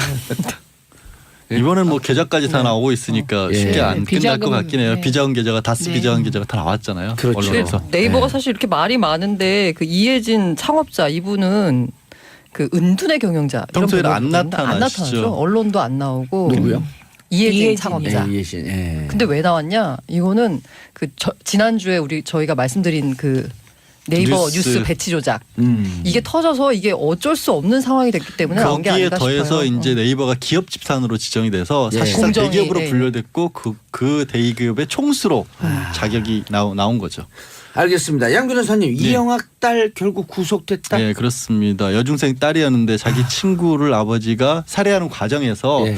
이제 사실상 수면제도 건넸었고 그리고 어떤 일을 하는지 아마 짐작했을 것으로 보이고 그리고 적극적으로 이제 피해자 부모님이 딸을 찾고 있었을 때 거짓말을도 했었지 않습니까? 나는 마지막으로 본 게 언젠지 모르겠다라고 해서 수색도 방해했고 했기 때문에 처음에 사건 초기에는 시신 유기만으로 영장을 청구를 했었어요. 예. 근데 시신 유기는 혐의 자체가 그렇게 뭐 처벌이 중하지도 않고 본인이 다 딸에 대한 혐의가 처음에는 그러니까 혼돈하시면 안 되는 게 시신 유기만으로 청구를 했기 때문에 그때는 법원에서 봤었을 때 이 어린 여중생이고 혐의도 무겁지 않고 사실관계 다 드러나 있는데 구속시킬 필요가 없었다고 했는데 이번엔 사실상 살인의 공범급으로 볼 수밖에 없다라고 했기 때문에 이제 구속을 시킨 겁니다. 알겠습니다. 자, 고란 기자님 네. 또 하세요. 또 삼성 이건희 회장. 아까 한다고 약속을 했어요. 앞서 원희리 기자님 설명을 확 해주셨는데요. 제 건 넘어갔군요. 그 이영학 예, 그건데요? 그건 뭐 잘하셨어요. 아니 한마디만 말씀드릴게요. 예. 이게 지금 그 어린 소녀라서 앞으로 처벌이 어떻게 될까라는 얘기를 많이 궁금해하는데요. 그것보다도 이 친구도 양형에서 참작은 되겠지만 14세 이상이기 때문에 예. 처벌은 성년이랑 똑같이 받아요. 다만 법정에서 아마 아 범법 소년가요 여기 그 아니요. 그건 그냥 범죄. 예, 14세 이상이라서 그냥 저 소년법만 촉법 소년이 아니고 아닙니다. 이제 범죄 소년. 예, 똑같이 적용받습니다. 그런데 문제는 이 앞으로 법정에서 과연 이 소녀가 자기 의지를 가지고 뭔가 행동을 할 수 있었을 것이냐 아니면 이영학에게 심리적으로 완전히 종속된 상태로 삶을 살아왔을 것이냐. 우리 법원은 그런 심리적인 종속 상태 이런 걸 잘 인정을 안 해왔거든요. 그 정신 이상이나 이런 것도 웬만해서 인정 안 해주는데 이 사건의 경우에는 워낙 특이한 경우고 전문가들 같은 경우에도 이건 법정에서 치열하게 다투릴 여지가 있다고 해서 그걸 가지고 앞으로 법원에서 어떤 일이 벌어질지가 사실 좀 근데 변호사도 이례적이죠. 국선밖에 쓸 수 없을 상황 아니에요? 둘이 특별한 뭐 수입이 없고 그러니까. 수입은 없더라도 이영학이 가지고 있는 자산 자체가 어마어마하게 많았었고 많아요? 13억 가량을 모금을 받았는데 예. 이 인간이 딸 치료비로는 딸 치료비 명목으로 13억 가량을 모았고요. 예. 딸 치료비는 실제로 한 700만 원밖에 안 그러니까요. 썼다라는 거예요. 그리고 상당 부분의 돈을 자기 이름으로 가지고 있는 거 말고 다른 데들도 좀 맡겨놨다라는 게 경찰 과정에서 드러나고 있어서 이 부분은 물론 추징을 할 겁니다. 지금 왜냐하면 기부금품 목적으로 한 사기이기 때문에 하지만 그렇더라도 본인이 미리 원한다면 하죠. 사선 변호사를 선임할 수 있을 만한 자력은 있는 것으로 보여요. 알겠습니다. 그럼 어떤 처벌이 똑같은 처벌이 이제 범죄 소년이라 네, 그러죠. 14세부터 19세까지는 범죄 범죄 소년이기 소년. 때문에 똑같은 처벌이 가능한데 다만 17살이 되기 전까지는 사형이나 무기징역을 선고할 수만 없을 뿐이에요. 뭐 양형에 알겠습니다. 참작을 하겠죠. 어리다는 거. 근데 그 보도에 따르면 아버지의 철저하게 삶이 종속되어 있는 듯한 그런 보도가 많이 나왔잖아요. 그렇게 될 경우에 범죄를 저질렀다고 했을 때 가장 먼저 보는 것 중에 하나가 얘가 그런 일을 의도적으로 한 거냐 이른바 고의가 있었느냐인데 그 고의가 이 어린 소녀에게도 있다고 볼 것인지가 아까 말씀드린 것처럼 아마 법정에서 다퉈질 가능성이 높다는 거죠. 근데 정말 이 사건은 진짜. 여러 가지 후속 보도가 나올 때마다 너무 엽기적이에요. 엽기적이고. 고민이 되는 것 같아. 진짜 고의가 있었을까? 14살 소녀에게. 그게 판사의 고민이에요. 그리고 그 고민 이게 때문에 워낙 사법고시 본인도 안 병이 봤어요. 깊었기 때문에 네. 예? 병이 깊어서 경제적으로도 그렇고 심리적으로도 같은 너무, 병을 앓고 있는 아버지한테 철저하게 의존할 수밖에 그럴 수밖에 없고 없었죠. 자기 어머니가 겪었던 일을 다 봤을 거 아니에요. 그러니까 이 친구의 머릿속에는 정말 미안한 얘기지만 여성이라고 하는 건 저런 식으로 살아야 된다는 잘못된 인식이 있었을 수도 있어요. 그러네요. 네. 자 이건희 기자라 그럴 뻔했어요. 이건희 기자. 세금만 손안 낸 차명 기자가 와, 1000개나 진짜 못해요. 1000개. 아니 1000개를 어떻게 직원들 거로 만든 거예요? 어떻게 만든 거예요? 이 계좌가 우리 조기축구 회원들 다 해가 100명밖에 안 되는데. 이 계좌가 도대체 언제 나온 거냐 했는데 혹시 2008년 거의 뭐 거의 10년 가까이 된 일이라서 기억하실지 모르겠는데 그때 조준웅 삼성 특검이 있었거든요. 맞아요. 예, 거기서 나온 게 뭐냐면 조준욱 특검이 결국 다 봐주고 그 아들인가 누구 그 취업시킨 거 아니에요? 뭐 네. 인과관계가 있는지 모르겠지만 아무튼 결국 그 아들이 사건이 1년 뒤에 그렇죠. 그 취업을 네, 했잖아요. 네, 네.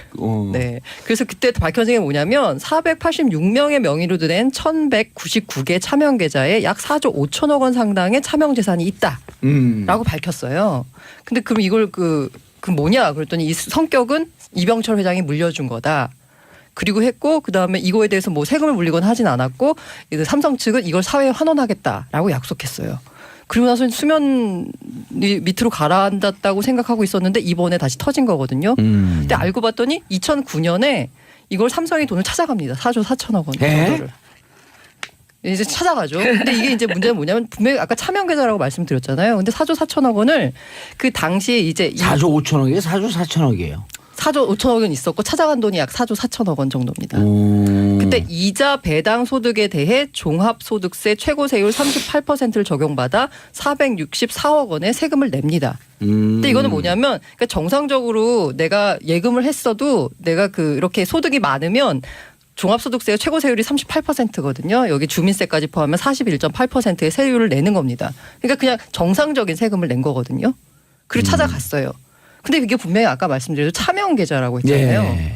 그러면 세금을 더 내야 되는 거 아니냐라는 얘기가 나오는데 여기 보면은 금융실명거래 및 비밀보장에 관한 법률 금융실명제법이라고 네, 하는데 거기 5조에 보면 사후에 객관적 증거에 의해 확인된 차명계좌는 차등과세 대상이다. 여기서 차등과세는 지방소득세까지 포함하면 99% 세금을 매긴다는 거거든요.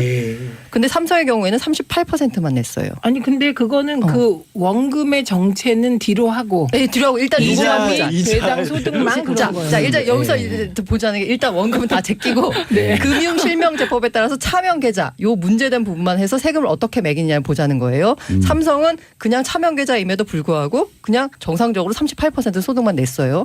그런데 이번에 박용진 의원이 문제 제기한 게 뭐냐면 그거는 분명히 금융실명제를 위반한 거 아니냐. 그러니까 차등과세 99% 이자 배당 소득에 대해서 세금을 내야 한다라고 주장을 한 거고 금융위가 사실 이런 얘기가 2001년하고 2008년에도 나왔습니다. 그때 금융위가 한 게 뭐냐면 여기서 좀 우리가 착각할 수 있는 착각이라기보다는 약간 좀 봐야 될 게 실명, 허명, 무명, 차명 이게 다 다릅니다. 실명, 허명, 무명, 차명. 금융위의 설명은 뭐냐면 이게 네. 차명 계좌는 맞지만 어쨌든 실명 진짜 있는 사람의 계좌라는 거죠. 아, 그러니까 실명제법 실명. 5조를 적용할 필요가 없다. 적용할 수 없다.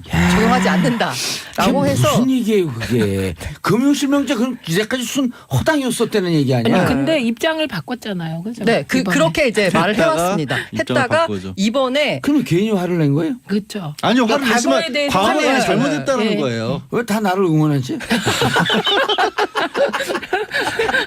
그래서 과거에는 그렇게 해석을 했는데 실명 계좌는 차명 계좌라도 비실명 금융자산에 해당하지 않는다. 그래서 38%까지 세금 낸 게 맞다라고 했어요. 근데 듣는 사람이 엄청 헷갈릴 것 같아. 근데 이번에는 그 최종구 금융위원장이 뭐냐면 금융실명제법 5조를 적용하는 게 맞다라고 했어요. 결과적으로 99% 세금을 내야 한다라고 예. 인정을 한 거고요. 당연하죠. 그러니까 정부 설명 뭐 이렇게 왔다 갔다 해. 근데요, 저 궁금한 건 그 4조 5천억 원은 정체가 뭐예요? 자, 그럼 여기서 또 나는 거죠. 원금을 얘기하죠. 원금 좀 얘기해봐요. 지금까지 여기서 말한 거는 모두 다 이자 배당 소득에 대한 이자 배당소 세금입니다. 몇 푼 내지도 않잖아요. 그렇죠. 그거 99% 아니 다 몇 빼요. 푼 우리한텐 큰 돈인데 4조 5천억 원에 비하니까 몇 푼 같아. 아 4조 5천억에 이자 해봐야 뭐 그 1조가 되거나 그런 건 아니잖아요. 네, 그렇죠. 여기서 아까 4천억도 안 돼요. 그냥 한 400억쯤 돼. 자, 여기서 금융위가 아까 입장을 바꿨다 그랬죠. 예. 그거는 뭐냐면 이자 배당 소득에 대한 과세 부분에 대한 입장을 예, 바꾼 거예요. 원금. 그래서 원금. 그 원금 464억이 뺏어가지고. 1,000억으로 늘어난 거고요. 예. 1,000억을 더 내야 되는 1,000억. 거고요. 예. 그럼 여기서 나오는 거죠. 아니 그럼 금융실명제법 위반 아니냐? 과징금을 내야지. 이 돈으로 그치. 그 과징금. 예. 라고 했는데 이 부분에서 금융위는 종전대로 입장을 고수했습니다. 아. 금융실명제 아까 말씀드린 실명 금융실명법 위반이 이거는 아니다. 위반 아니다. 이건 실명 계좌가 맞다. 그렇기 때문에 실명제법 위반은 아니기 때문에 과세 대상이 아니다라는 거죠. 그럼 여기서 또 나오는 게 뭐냐면 이 과징금은 아닌데 그럼 도대체 이 돈은 어디서 나왔냐? 그렇죠. 라고 한 거죠. 횡령. 라고 한 거죠. 그러면 이제 여기서 그때 조준욱 특검이 뭐라 그랬냐면 이거는 이병철 회장이 물려준 거다. 상속 재산이다. 상속 재산이다라고 했어요. 그런데 그러면 여기서 이제 상속세 또 냈나? 상속세는 안 냈죠. 상속은 이게 뭐 나라가 개판이야 이게. 아우, 정말. 그때 나라 누구 나라야 그게. 그리고 이게 2008년입니다. 예. 그때 이게 그 정부가 상속세를 이제 그 이렇게 그 걷어가려면 예. 이 사실을 안 날로부터 1년 이내 걷어가야 됩니다. 근데 2008년에 알았잖아요. 어머. 근데 안 걷어갔잖아요. 이명박 2008년 정권이네. 대통령이 누군가 그러니까 이 상속세는 이제 끝난 겁니다. 짬짬이. 이제 끝났어요. 예. 근데 여기서 이제 제기되는 문제가 뭐냐면 이게 이 재산이 4조 4천억 정도 찾아갔다고 했는데 그 중에서 4조 1천억 한 4조 가량이 뭐냐면 주식이에요. 주식이죠. 그런데 이게 뭐냐면 저도 이게 복잡한데 아마 더 잘 아실 텐데 이게 뭐냐면 2004년에 상속세 및 증여세법 상증세법에 따라 증여세를 부과해야 된다라는 주장이 있는데요. 그게 시간 뭐냐면 없어요. 얼른 정리하세요. 이게 상증세법은 뭐냐면 주식처럼 등기나 명의개서가 필요한 재산의 경우 실제 소유자와 명의자가 다른 경우에 그 명의자가 재산을 실제 소유자로부터 증여받은 것으로 간주해서 증여세를 증여세를 부과하도록 돼 낸다. 있어요. 결국 증여세 내야 된다. 지금 낼 수 있냐 없냐? 그게 지금. 2004년에 만들었어 법이. 예. 그러면 2004년 개설 시간 이후에 없어요. 15년이거든요. 예. 그래서 받을 수 있네. 그래서 그걸 증여세를 부과해야 된다라고 주장하는 쪽이 있습니다. 알겠습니다. 저도 그렇게 주장하려고 예, 저도 합니다. 그렇게 주장합니다. 그 아니고 여기 그럼 여기 얼마예요, 있어요. 얼마? 오늘 왜 미리 안 얼마? 나갔어요? 네, 그러면 약 한 2조 자, 정도 됩니다. 2조. 반팀. 증여세 2조. 반팀. 와, 자, 좋아. 복지 세 분 인사하시고요. 네, 고맙습니다. 예, 저는 광고 듣고 4부 돌아오겠습니다. 정봉재 정치쇼 4부 들어가겠습니다. 여의도 미신 타파. 자, 최명기 원장님. 네, 반갑습니다. 예, 정신과죠? 네. 우리가 정신과 온 것 같아요. 어떨 때는. 네, 항상 그렇습니다. 자, 이태광 교수님. 네, 반갑습니다. 경희대죠? 네, 맞습니다. 예, 전공 교수의 시간 강사예요. 아, 전공 교수입니다. 아. 영미문화 전공. 무슨 문화? 영미문화. 영미. 근데 이태광 교수님이 비주얼은 약간 칸츠코코 같은데 똑똑하시더라고. 맞아요. 모르는 게 없으세요. 아는 게 많다고. 아니 칸출 꼬꼬 팬도 있으실 건데 그러시면 누구? 안 되지. 칸출 꼬꼬 팬도 있는데. 아, 그 부정적이지 않아요. 칸츠코코처럼 잘생겼는데 그럼 날라리니까. 그치, 약간 같은데. 날라리. 예. 원래 칸출 꼬꼬 컨셉이지. 근데 똑똑하시더라고. 모르는 게 없더라고. 맞아요. 거의 대부분의 것을 다 아세요. 근데 왜 우리가 이걸 최 좀 원장님한테 모르는 거 많죠. 아니, 수학도 잘 못하고. 아니 저는. 근데 우리가 왜 이런 거 최 원장님한테 보고하고 동의를 그러게. 구해야죠? 뭐 정신과니까. 아, 집단 정신과. 이미 다 했어요. 출연자 소개. 그 뭐 또 해를 쳐서 밖에 있는 사람들 정신 놓고 있나 지금 정신줄 놓고. 자, 오늘 주제. 오늘은 최근에 언론에 많이 나온 예. 용인 일가족 살인 사건을 한번 생각해 보게 되었어요. 무려 3명이나 살인했어요. 일단 간단한 사건 요약. 그 경기도 용인시의 한 아파트에서 이제 친모와 이부 동생이 살인이 됐고요. 그런 다음에 의붓 아버지는 또 그 고속도로에 쉼터에서 납치를 해서 또 이제 살인을 했어요. 그런데 이 가족들이 충격을 준 게 이 가장이 살인을 하고 진짜 깔끔하게 상황을 정리한 다음에 금세 또 외국으로 달아난 거예요. 밀가루로 뿌려놓고. 네. 영화에서 보듯이. 네, 지문이 안 나오게. 그렇죠. 예. 근데 재밌게도 이제 그래서 그 범죄자 예. 신고를 했는데 지금 이제 그 해당 영상은 뉴질랜드로 이제 도주를 했습니다. 그런데 이제 신고를 했는데 협조가 잘 안 됐던 거예요. 뉴질랜드하고. 예. 그런데 이제 우연히 이 사람이 체포가 됐죠. 뉴질랜드 경찰에 이 절도로. 혐의로 그러니까 물건 전에 절도했던 그 혐의를 가지고서 체포가 된 거예요. 그러니까 보니까 이제 이 사람이 결국 이제 용의자다 이렇게 된 거죠. 그러니까 이제 그 때문에 조금 또 영사관이 이제 비협조적이었다라는 이런 이야기들도 지금 나오고 있죠. 그게 무슨 얘기? 영사관이 비협조적이었다는 그러니까 게. 이제 그 범죄와 관련된 신고를 했는데 이 사람이 지금 뉴질랜드에 이제 갔다. 근데 그와 관련돼 가지고 이제 뭐 제대로 된 협조를 안 했다. 아, 그럼 뉴질랜드 한국 영사관에서 네네. 협조를 해줘야 되는데 협조를 잘 안 했다 이런 협조를 말이 잘 있어요. 안 했다. 일단 네. 네티즌 사이에 나오고 있고요. 그런 이야기들이. 근데 살인 뭐 동기가 뭐예요? 살인 동기 중에 가장 의심이 되는 건 이제 돈 문제긴 해요. 우리가 심리학적 표현 중에 자주 쓰는 표현은 아닌데요. 기생적 생활 태도라는 표현이 있어요. 그 기생적 생활 태도를 가진 사람들은 자기가 힘든 일을 해서 일하지 않고요. 꼭 누구의 도움을 받으면서 일을 해요. 그런데 이 살인을 한 김 씨가 그런 생활 태도를 가졌던 거로 의심이 되고요. 그러면 사실 이게 기생적 생활 태도를 가지더라도요. 매달 부모님이 야 힘든데 50만 원씩 줄게 그럼 고맙게 쓰면 되잖아요. 그런데 이런 생활 태도를 가진 사람들 중에 또 당당하게 돈을 쓰고 싶어하는 사람들이 있어요. 그러니까 똑같은 돈을 매달 50만 원씩 받으면은 매번 고맙습니다 해야 되잖아요. 예. 자기 어머니한테 나 사업해야 되니까 돈을 1억 좀 필요하다. 줘라. 그런데 그 어머니는 이 사업을 하게 되면은 다 날려먹을 게 뻔하거든요. 예. 그래가지고 이제 경제적인 부분이 동기가 되었다고 생각이 되는 건데 그 부분에 있어서 이제 재산의 형성 과정이 어땠든 하면 이 사람은 억울했을 거예요. 왜냐하면은 가설이 하나인데 이 어머니가 재혼을 했잖아요. 예. 근데 만약에 이 재산이 아버지의 유산이 어머니가 갖고 있는 상당 부분의 재산이었다 가정하게 되면은 그거를 안 주니까 이 사람은 억울했겠지요. 그 아버지 그 우리 원 아버지의 돈을 어머니가 독식을 하냐? 나한테도 좀 줘야지. 네, 비록 그때는 다 분배해서 본인도 가지고 엄마도 가졌지만 더 달라고 하게 되는 거고요. 예. 반대로 이 재산의 형성 과정이 어머니가 만들었다 그러면은 엄마 돈이면 엄마 마음대로 할 수 있는데 왜 그러면서 이제 엄마가 이제 뭐 계부라든가 다른 사람의 이제 핑계를 대면은 또 그 역시 미웠을 거고요. 마지막에 어머니는 실제로 돈이 없고 계부는 재산이 있었다고 가정하잖아요. 예. 그러면 그때 이 사람은 계부를 이용하자고 했을 거고 엄마가 말렸을 거거든요. 그럼 그때는 왜 친아들이 내 편을 안 들고 왜 저 사람 편을 드는 거야? 라고 예. 하면서 억울하게 되게 되면서 그게 이제 원한이 되게 되는 거고 그로 인해서 살인을 저지르게 되는 건데 한 사람을 살인을 저지르게 하려면 덮어야 되기 때문에 나머지 두 사람까지 살인을 안 저지를 수가 없게 되는 거예요. 근데 이제. 경제적 동기라고 지금 단정적으로 얘기했잖아요. 네. 최 원장님 그거 아니라는데요? 그래서 두 가지는 항상 맞게 되는 거. 두 가지는 뭔가 하게 되면은 아니 사실 그 경제적 동기가 아닐 수도 있다는 거예요. 이 교수님. 그 뭐 아직까지 살인 동기는 이제 밝혀지진 않았는데요. 예. 이제 최 원장님 말씀하신 건 하나의 가능성이죠. 예. 가능성이고 지금 또 이제 지금 청장께 뭐 얘기하면서 와서 최 수사를 해야 원장님이 되니까. 말씀한 걸 다 까는 거죠 지금.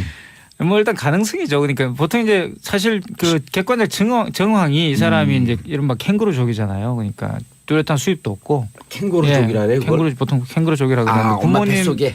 부모님 품을 떠나지 않으려고 하는. 아하. 그 심지어 뭐 중국에서는 최근에 이제 하도 아들이 집을 안 떠나가지고 아버지가 아들을 좀 쫓아내달라고 이제 재판을 걸어가지고 승소해가지고 아들이 쫓겨난 경우가 있어요.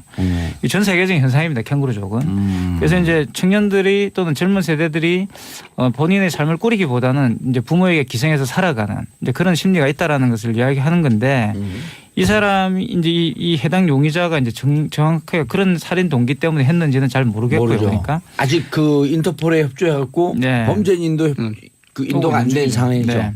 뉴질랜드에 있어요? 네, 아직까지는 있습니다. 그러니까 곧 이제 인도가 돼서 수사를 하게 되면 이제 밝혀질 것 같은데 어머니가 재혼을 해서 새로운 가정을 꾸렸다 이런 점들도 사실 심리적으로 문제가 되지 않을까라고 이제 지금 추론을 여러 가지 그러니까 하고 있습니다. 자기 친모와 자기 이복인가요? 그렇죠. 이부 동생. 이부 동생. 네. 다른 아버지가 아빠. 다른 거죠. 아버지가 다른 거죠.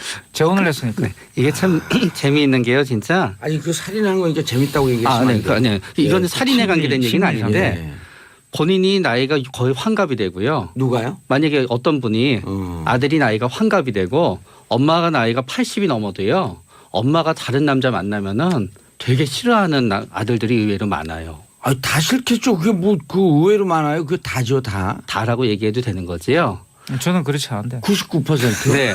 네. 그러다가 보니까 다 그렇지 않겠어요? 네. 그거 그런가? 자체가 이제 불만이 되고요. 예. 그러면서 본인은 어머니를 만나기도 힘들고 얘기하기도 힘들고 더군다나 이 아들이 어머니한테 뭔가를 요구할 때마다 중간에서 계부가 나서 갖고 조종을 하기 시작하잖아요. 그렇죠. 그러면 그렇죠. 태경원을 그때부터 딱 쥐고. 어머니도 믿고 계부도 믿고 거기에다가 만약에 돈 문제라는 게 하나 싹 얹혀지게 되면은 그게 어떤 살인의 동기가 될 수도 있는 거예요. 그러나 이 어느 하나만으로 살인이 되긴 어려워요. 맞아요. 단지 어머니가 미워서만으로 살인하게 되지도 않는 것 같고요. 돈 문제로만 살인하게 되지도 않는 것 같은데 이 둘이 만나는 접점이 진짜 무서운 것 같아요.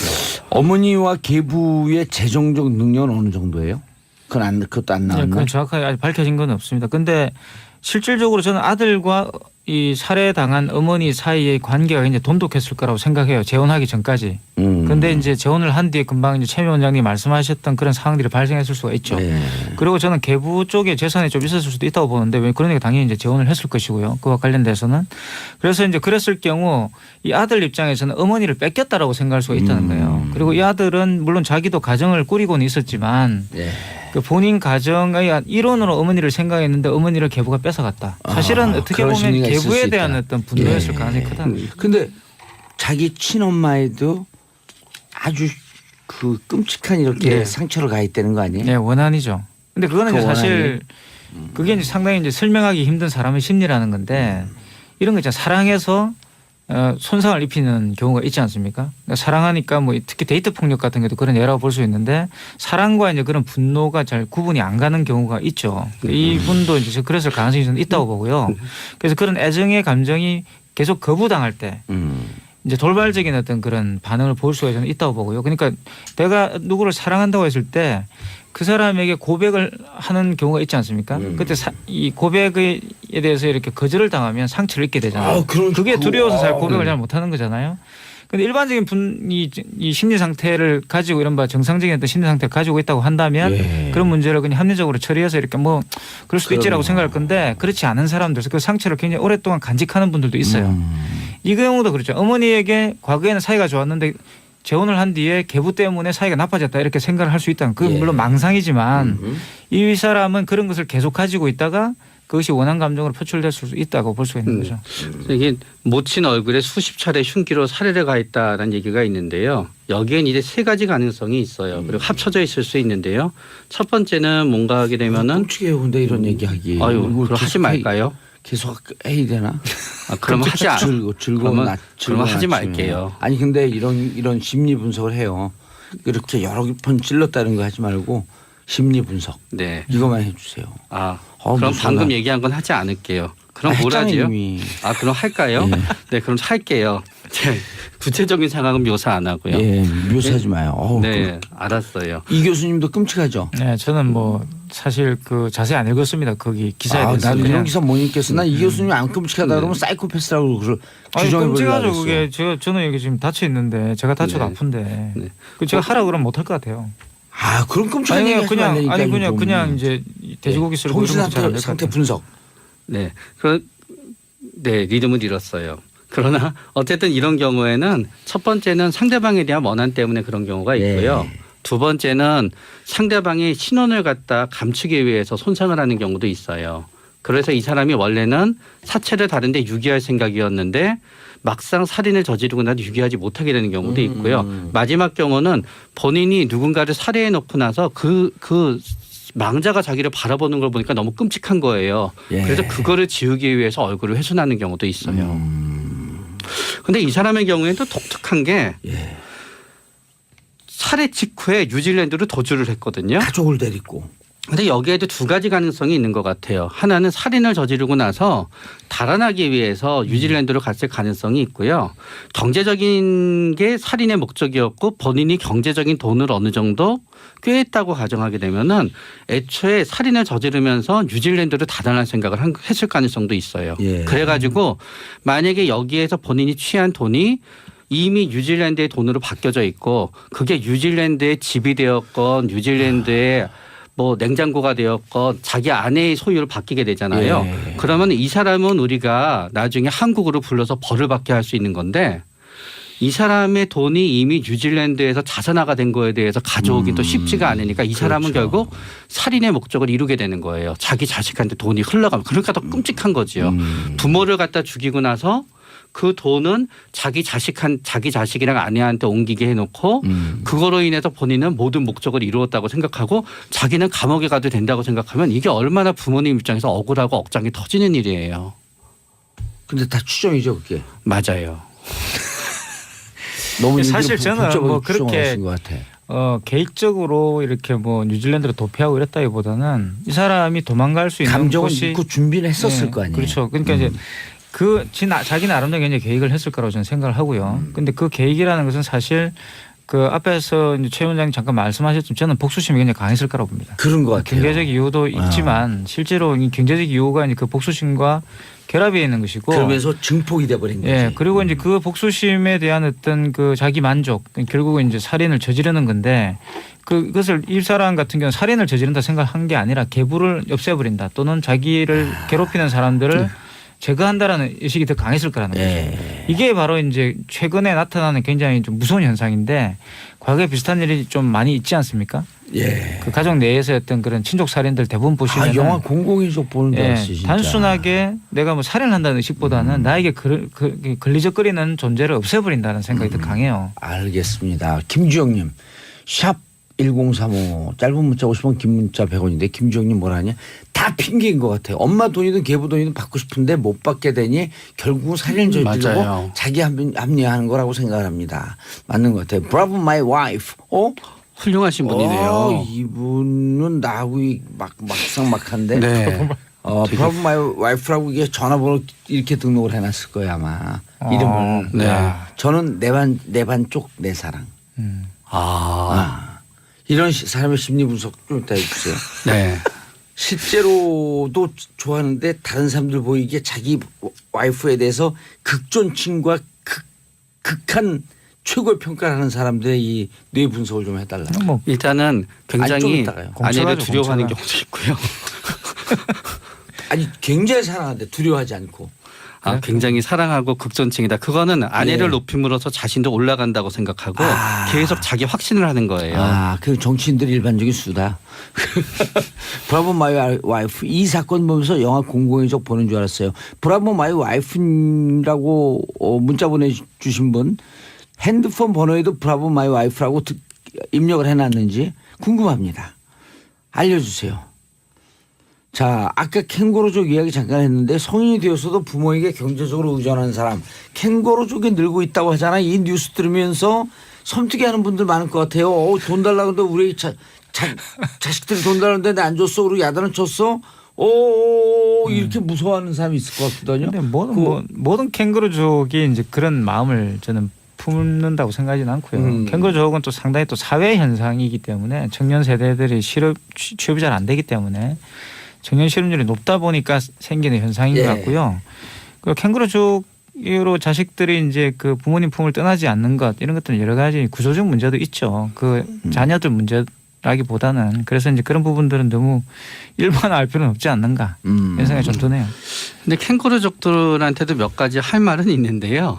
예를 들어서 어떤 사람이 한 달에 한 용돈을 현재 부모님한테 한 30만 원 정도 받고 있어요. 예. 어쩌면 성인이 되어서 용돈을 받으니까 참 많다고 생각할 수는 있지만 또 많은 돈은 아니지요. 그러나 이 사람이 이분이 어딘가서 직장에서 일을 하게 되잖아요. 예. 일을 하는데 이것저것 다 떼고 나면은요 자기가 쓸 돈이 30만 원이 안 되는 경우가 많아요. 그래요? 그럴 때는 이분의 입장에서는 그냥 부모님한테 있어서 용돈을 받으나 자기가 일을 하나 비슷한 처지가 되는 거예요. 그런데 부모님이 본인이 보기에 틀림없이 재산도 있고 자산도 있고 본인이 용돈 받다가 부모님 돌아가시고 뭐 유산 받으면 어느 정도 살 것 같아요. 그럼 이 사람의 입장에서는 캥거루족이 굉장히 합리적인 의사결정이 되는 역설적인 게 생기게 되는 거고요. 또 두 번째는 부모님이 캥거루족을 만드는 경우도 있어요. 왜냐하면은 어렸을 때부터 대기업 들어가야 된다, 뭐 해야 된다 해서 막상 이 캥거루족이라고 하는 분들이 진짜 큰 결심하고 어디 가서 아르바이트를 하기도 하거든요. 강남에 잘 사는 아파트도 진짜 머리가 제대로 탁 박힌 사람들은 내 용돈 벌어야지 하고 진짜 아르바이트 하는 경우도 있어요. 그럼 부모님이 칭찬해 줘야 되잖아요. 오히려. 그렇죠. 야 그래도 너 정신 차렸구나 칭찬해 줘야 되는 게 아니라 야 그런데 단지만 그냥 그거 내가 용돈 줄게 이럴 수 이러잖아요. 그렇죠. 네. 그래서 캥거루족을 만들어 버리는 거야. 차라리 그 아르바이트 할 시간에 공부를 해갖고 공무원 시험 준비에 붙던데 해야지 너 그렇게 평생 살 거니 이러면서 결국은 부모가 캥거루족을 만들고 나서 넌 또 캥거루족이라고 또 비난해요. 그럼 억울하지요 진짜. 그러니까 뭐 캥거루족만 하더라도 제가 볼 때는 조금 이제 괜찮은 편이죠. 왜냐하면 부모님이 그 정도의 경제적 서포트를 해줄 수 있다는 걸 뜻하기 때문에 아예 캥거루족에도 못 들어가는 이 청년 이 교수님은 세대들을 성장 과정에서 그랬을 것 같아요. 캥거루족에도 못 들어갔을 것 같아요. 그러니까 니트족이었어요 저는. 니트가 뭐예요? 니트가 not in education, not in employment or training이에요. 그게 뭐예요? 그 니트인데 그냥 쉽게 말하면 일할 의지도 없고 일하지도 않고 구직할 그런 의지도 없는 그리고 이 대부분 부모님들이 좀 가난할 경우에 네. 부모님도 또한 서포트를 해주지 못할 경우 말 그대로 못해주고. 의지가 이제 꺾여 있는 청년 세대인 거죠. 이런 니트족들도 있습니다. 그래서 차라리 캥거루족이라 그러면 그래도 부모님들이 경제적인 뒷받침이 되기 때문에 본인의 어떤 그런 생활을 영위할 수 있죠. 니트족들은 사실 희귀꼬물이처럼 이제 방에 방콕하는 경우가 많은 말을 거죠. 막 여러 개를 하는데 모르는 용어들이 막 튀어나와요. 희귀꼬물이는 방에 그냥 방콕입니다. 우리나라 말로 방콕이죠. 희귀꼬물이. 네, 희귀꼬물이. 은둔자. 방에서 안 나오는 거. 네, 방에서 안 나오는 사람. 은둔자. 네. 아 어떤 경우는 일본 같은 경우 20년 동안 안 나온 사람도 있대요. 그래요? 방에서 나오질 않아요. 화장실은 갔을 거 아니에요. 그러니까 몰래 나오는 거죠. 몰래. 부모님이 집을 나가면 아하. 몰래 나와서 어허. 그 안에서 뭘 하는지 아무도 모르는데 부모도 못 들어오게 하고. 부모님 못 들어오고요. 야. 근데 최 원장님. 네. 이 그 캥거루족 이걸 그냥 집안의 문제로만 이렇게 두는 것이 아니라 사회적 책임 이런 것도 좀 봐야 되지 않나요? 그렇죠. 제가 옛날에 예. 아가사 크리스티 추리 소설을 읽었는데요. 누구 용어들이 막 아니에요. 그 유명한 아가사 크리스티는 다 알지요. 아가사? 아가사 크리스티. 크리스티. 아가사 그러니까 크리스티. 1920년대 30년대가 배경인데요. 네. 그 추리 소설을 읽다가 어느 순간 범인의 규칙을 알아냈어요. 범인은 무조건 유산 상속자예요. 왜 그런가 하면은 20년대 영국 경제가 예. 1차 세계대전 끝난 다음에 이제 완전히 몰락하는 단계였거든요. 그러니까 후세대가 전세대처럼 잘 살지가 못하게 되어 있는 거예요. 그래서 저는 세계 공항으로 들어가기 바로 직전이네요. 25년도에. 네. 그래서 우리는 젊은 세대한테 네 눈높이에 맞는 일자리를 찾아라고 하지만 그게 당사자 입장에서는 그게 되지가 않는 거예요. 그렇기 때문에 일단은 너무 눈높이에 맞는 일을 찾아라. 넌 너무 눈이 높아 그러기 이전에 조금은 가장 괴로운 건 당사자거든요. 맞아요. 당사자한테 충분한 위로를 갖다 해주고 당사자의 고통을 갖다 이해해주는 부분이 필요하고 그게 우리 아이가 게을러서 우리 아이가 목적의식이 없어서 우리 아이가 너무 소심해서가 아니라 우리 아이도 어쩔 수 없다는 걸 이해해주다 보면은 결국 시간이 흐르다가 보면은 자신이 가능한 일 안에서 자신이 제일 잘할 수 있는 일을 찾아서 사회에 잘 적응할 수 있게 될 거예요. 예. 아 그런데 이게 지금 그 법적 처리는 어떻게 돼 있어요? 아직 안 들어왔죠. 아직 안 들어왔어요. 아직 수사를 안 해봤기 때문에 알 수 없죠. 뉴질랜드에서 네네. 며칠 전에 기사를 이제 보니까 인도. 네. 아주 심각한 사항으로 보고 네. 곧 조만간에 소환하도록 하겠다. 그렇죠. 그 오게 되면 이제 범행 동기는 다 나오겠죠. 네, 그렇죠. 그럼 원인이 뭔지 이제 제대로 그 최근에 이제 존속 살인 이렇게 이제 가족의 일원을 살해하는 그런 존속 살인이 많이 늘어나는 것을 보면은 예. 한국이 사실 그 가족이 사실 복지 국가를 대체해왔던 역할들이 굉장히 있습니다. 복지 국가가 해줘야 될 어떤 복지적인 어떤 문제들을 가족을 통해 해결해왔던 통해서, 그런 맞아요. 경제개발 어떤 담론을 겪어왔는데 그러다 보니까 이게 저는 조금 한계에 도달하면서 존속 살인이 많이 늘어났다고 봐요. 캥거루족도 바로 그런 거이신 거죠. 원래는 예. 국가가 해줘야 되는데 가족을 하다 부담하다 보니까 이제 이런 문제들이 발생하고 있는 거죠. 알겠습니다. 두 분 통해서 용인 친족 살해 사건 들여다봤습니다. 우리 사회가 조금 좀 따뜻해졌고 이런 사고가 좀 없어졌으면 맞아요. 좋겠어요. 자, 네. 두 분 꾸벅. 네, 감사합니다. 자, 저는 내일 10시 5분에 다시 돌아오겠습니다. 평화를 사랑하는 대한민국 국민 여러분 감사합니다. 땡큐 피스토리아. 네.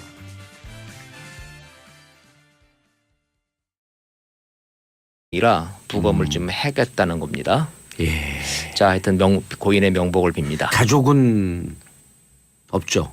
미혼이죠. 미혼이죠. 예. 뭐 유명 여배우하고 그 오랫동안 사귀었었죠. 예, 그랬던 뭐 얘기는 들었습니다만은 자, 하여튼 고인의 유명을 예, 정확한 자, 사망 원인은 또 추후에. 네, 저 아, 부검 보도가 결과가 들어오는 대로. 나올 것 예. 같은데요. 그걸 봐야지 알 것 다음 같습니다. 뉴스요. 자, 일단 이제 제가 이제 그 국회에서 지금 문제되고 있는 거 이건희 회장의 4조 5천억 원 차명 계좌에 대해서 금융위원회가 180도 지금 저 태도를 바꿨어요. 그래서 과세 대상이 아니다 해서 과세 대상이 맞다라고 지금 180도 바뀌었어요. 그래서 지금 이제 얼마를 내야 되느냐가 또 이제 관심 사항이 되고 있는데 최소 1천억 원에서 최대 1조 원까지 지금 이게 가능하다라는 얘기가 좀 나와서 그 얘기를 좀 잠깐 드리려고 합니다. 이게 삼성에서는 2008년도에 특검 받고 이거를 다 실명으로 전환하면서 증여세를 2009년도에 460억 원을 이미 다 냈다는 거예요. 예. 근데 지금 이제 이번에 이제 그 문제가 되는 거는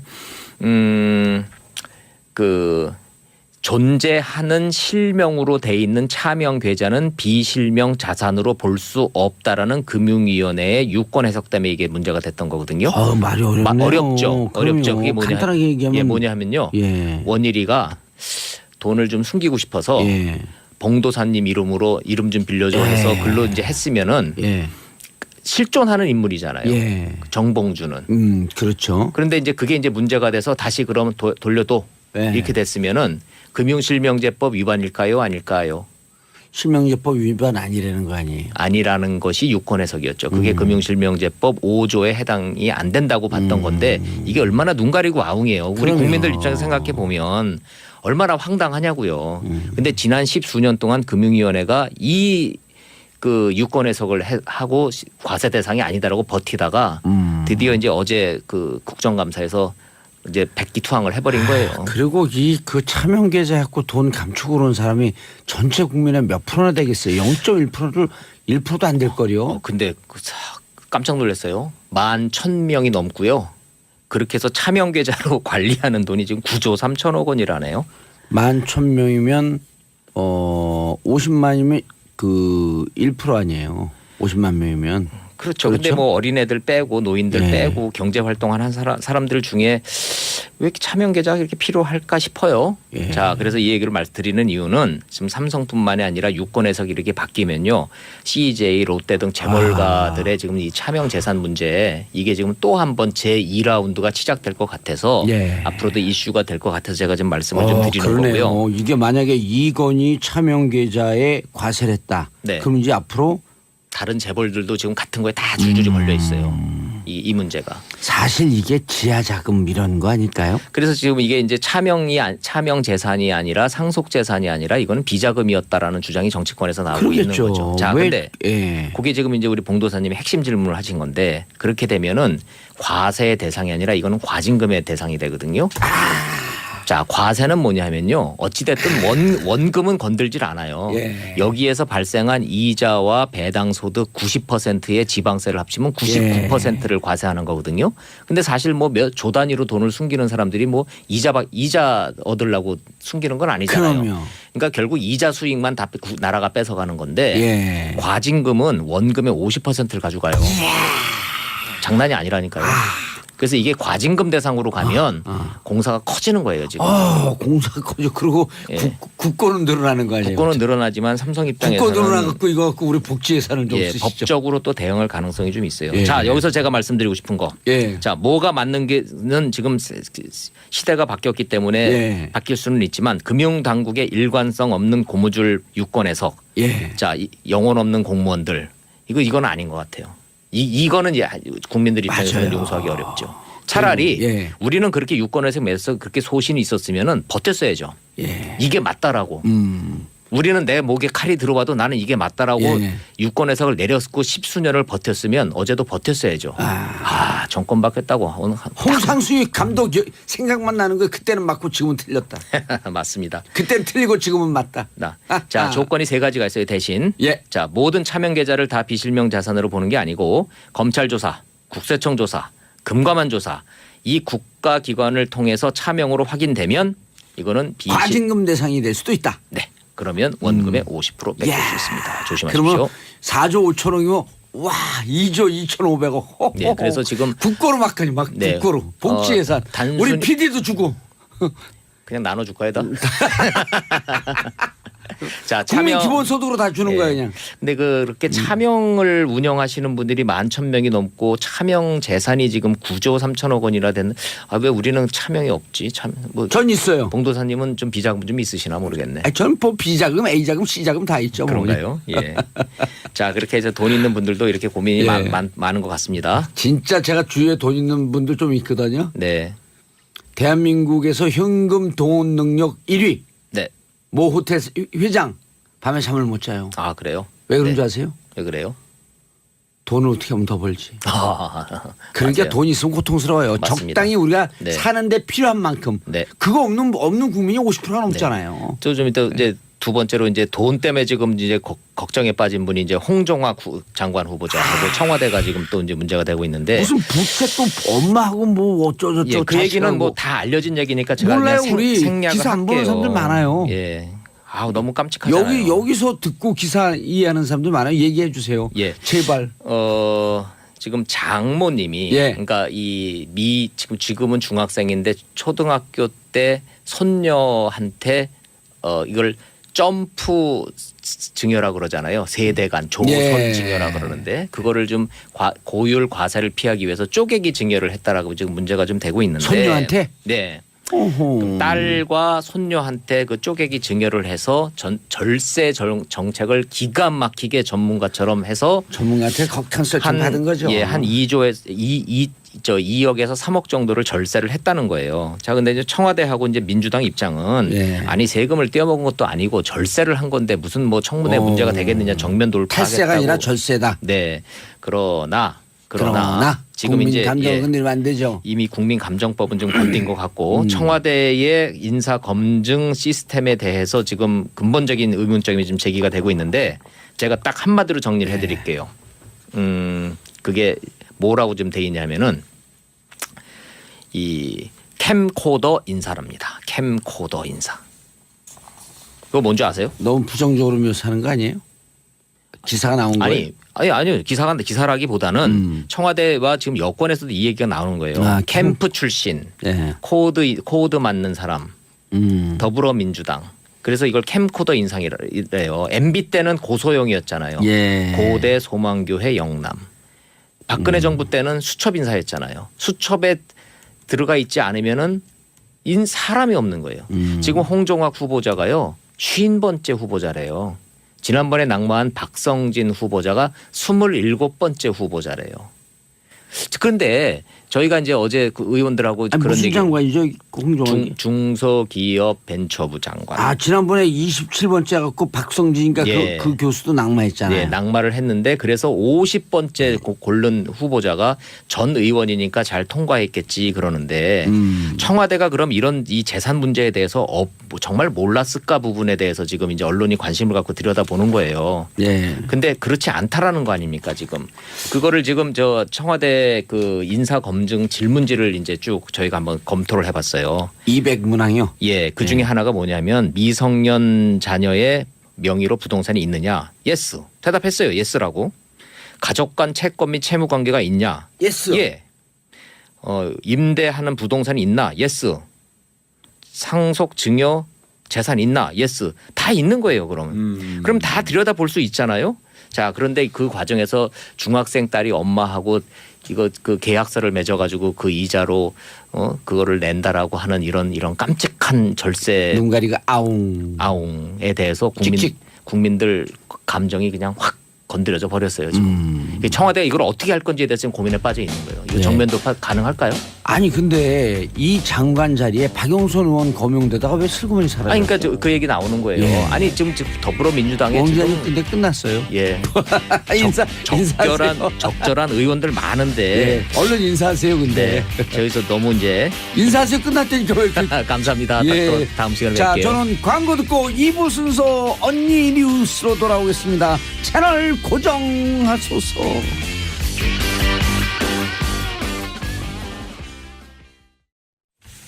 정봉재 정치쇼 2부 순 이제 그들만의 리그로 볼 수도 있고. 네. 그래서 요게 흔들기가 쉬운 주제이긴 해요. 그래서 지금 문재인 대통령 지지율이 여전히 67% 70% 되는데 그리고 뭐 다른 적폐청사는 뭐 80%까지 찬성하는 것도 있는데 요 부분 56% 7%거든요.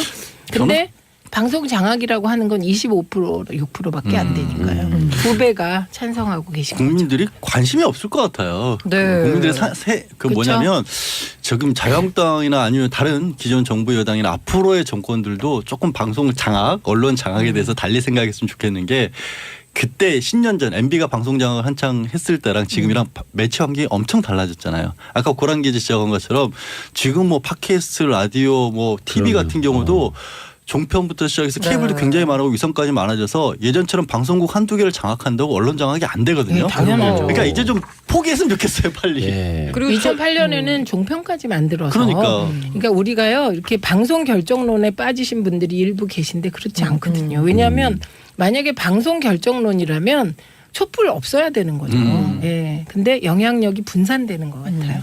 저는 뭐 종사자로서 슬픈 게 물론 제가 그 해당 방송사에 일하는 사람은 아니지만 파업을 한다 그래도 파업을 한다는 사실조차 모르고 야 뭐 거기 제일 아픈 막 얘기는- 관심이 없는 거예요. 거기 바뀐다고 뭐 달라지는 게 있냐? 어차피 안 보는데. 근데 그게 문제인 라고 거죠. 말하니까 MBC나 너무 슬퍼요. KBS 같은 경우 시청률이 확 떨어진 이유가 파업을 해도 사람들이 불편함을 못 느낄 정도로 떠나버린 분들이 많다는 얘기거든요. 네. 그러니까 지금 뭔가 문제가 있다는 얘기죠, 분명히. 그래서 여전히 이게 KBS 9 뉴스 시청률이 20%대가 나오거든요. 그러니까 그게 시골에선 5, 틀고 60대, 계세요. 예, 5, 60대 그 고령층으로 갈수록 KBS 뉴스의 영향력은 큽니다. 예. 근데 나머지 대부분의 프로그램은 그냥 뭐 안 봐도 그만이다 이렇게 생각을 근데 하시는 방송 얘기는 우리가 퀘스천 2인데.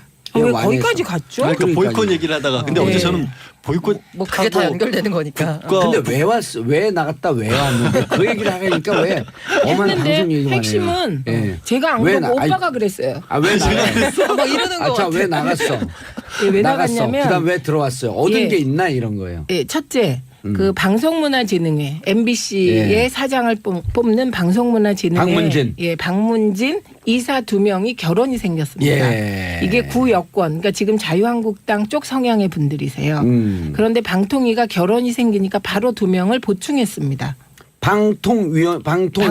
방통위원회에서 그 지명할 수가 있는 거 아니에요? 임명할 수 있는 거 본래 아니에요? 방송통신위원회가 임명하는 방문진 거죠? 이사를 임명하는 겁니다. 예. 그래서 2명을 임명해 버렸어요. 그런데 예. 자유한국당은 결혼된 2명이 과거에 우리가 추천한 사람이니까 결혼 자리를 자유한국당이 추천하겠다라는 궤변을 하다가 그게 받아들여지지 않자 방송 장악이다 그러면서 국회를 뛰쳐나가셨는데 원래 관행은 여권 6명, 야권 3명 네. 이렇게 임명하는 건데 과거 여권 자유한국당 경향성 있는 2분이 그만두니 네. 이 그만둔 자리는 통상 우리가 관행으로 쫓던 현재 여권. 예, 현재 여권이 임명하는 거다. 네. 그러면은 근데 이제 자유한국당은 무슨 얘기냐? 우리가 우리 그 몫이었기 사람- 때문에 그렇지, 과거에. 우리가 임명해야 된다. 그러면 간단하네요. 네.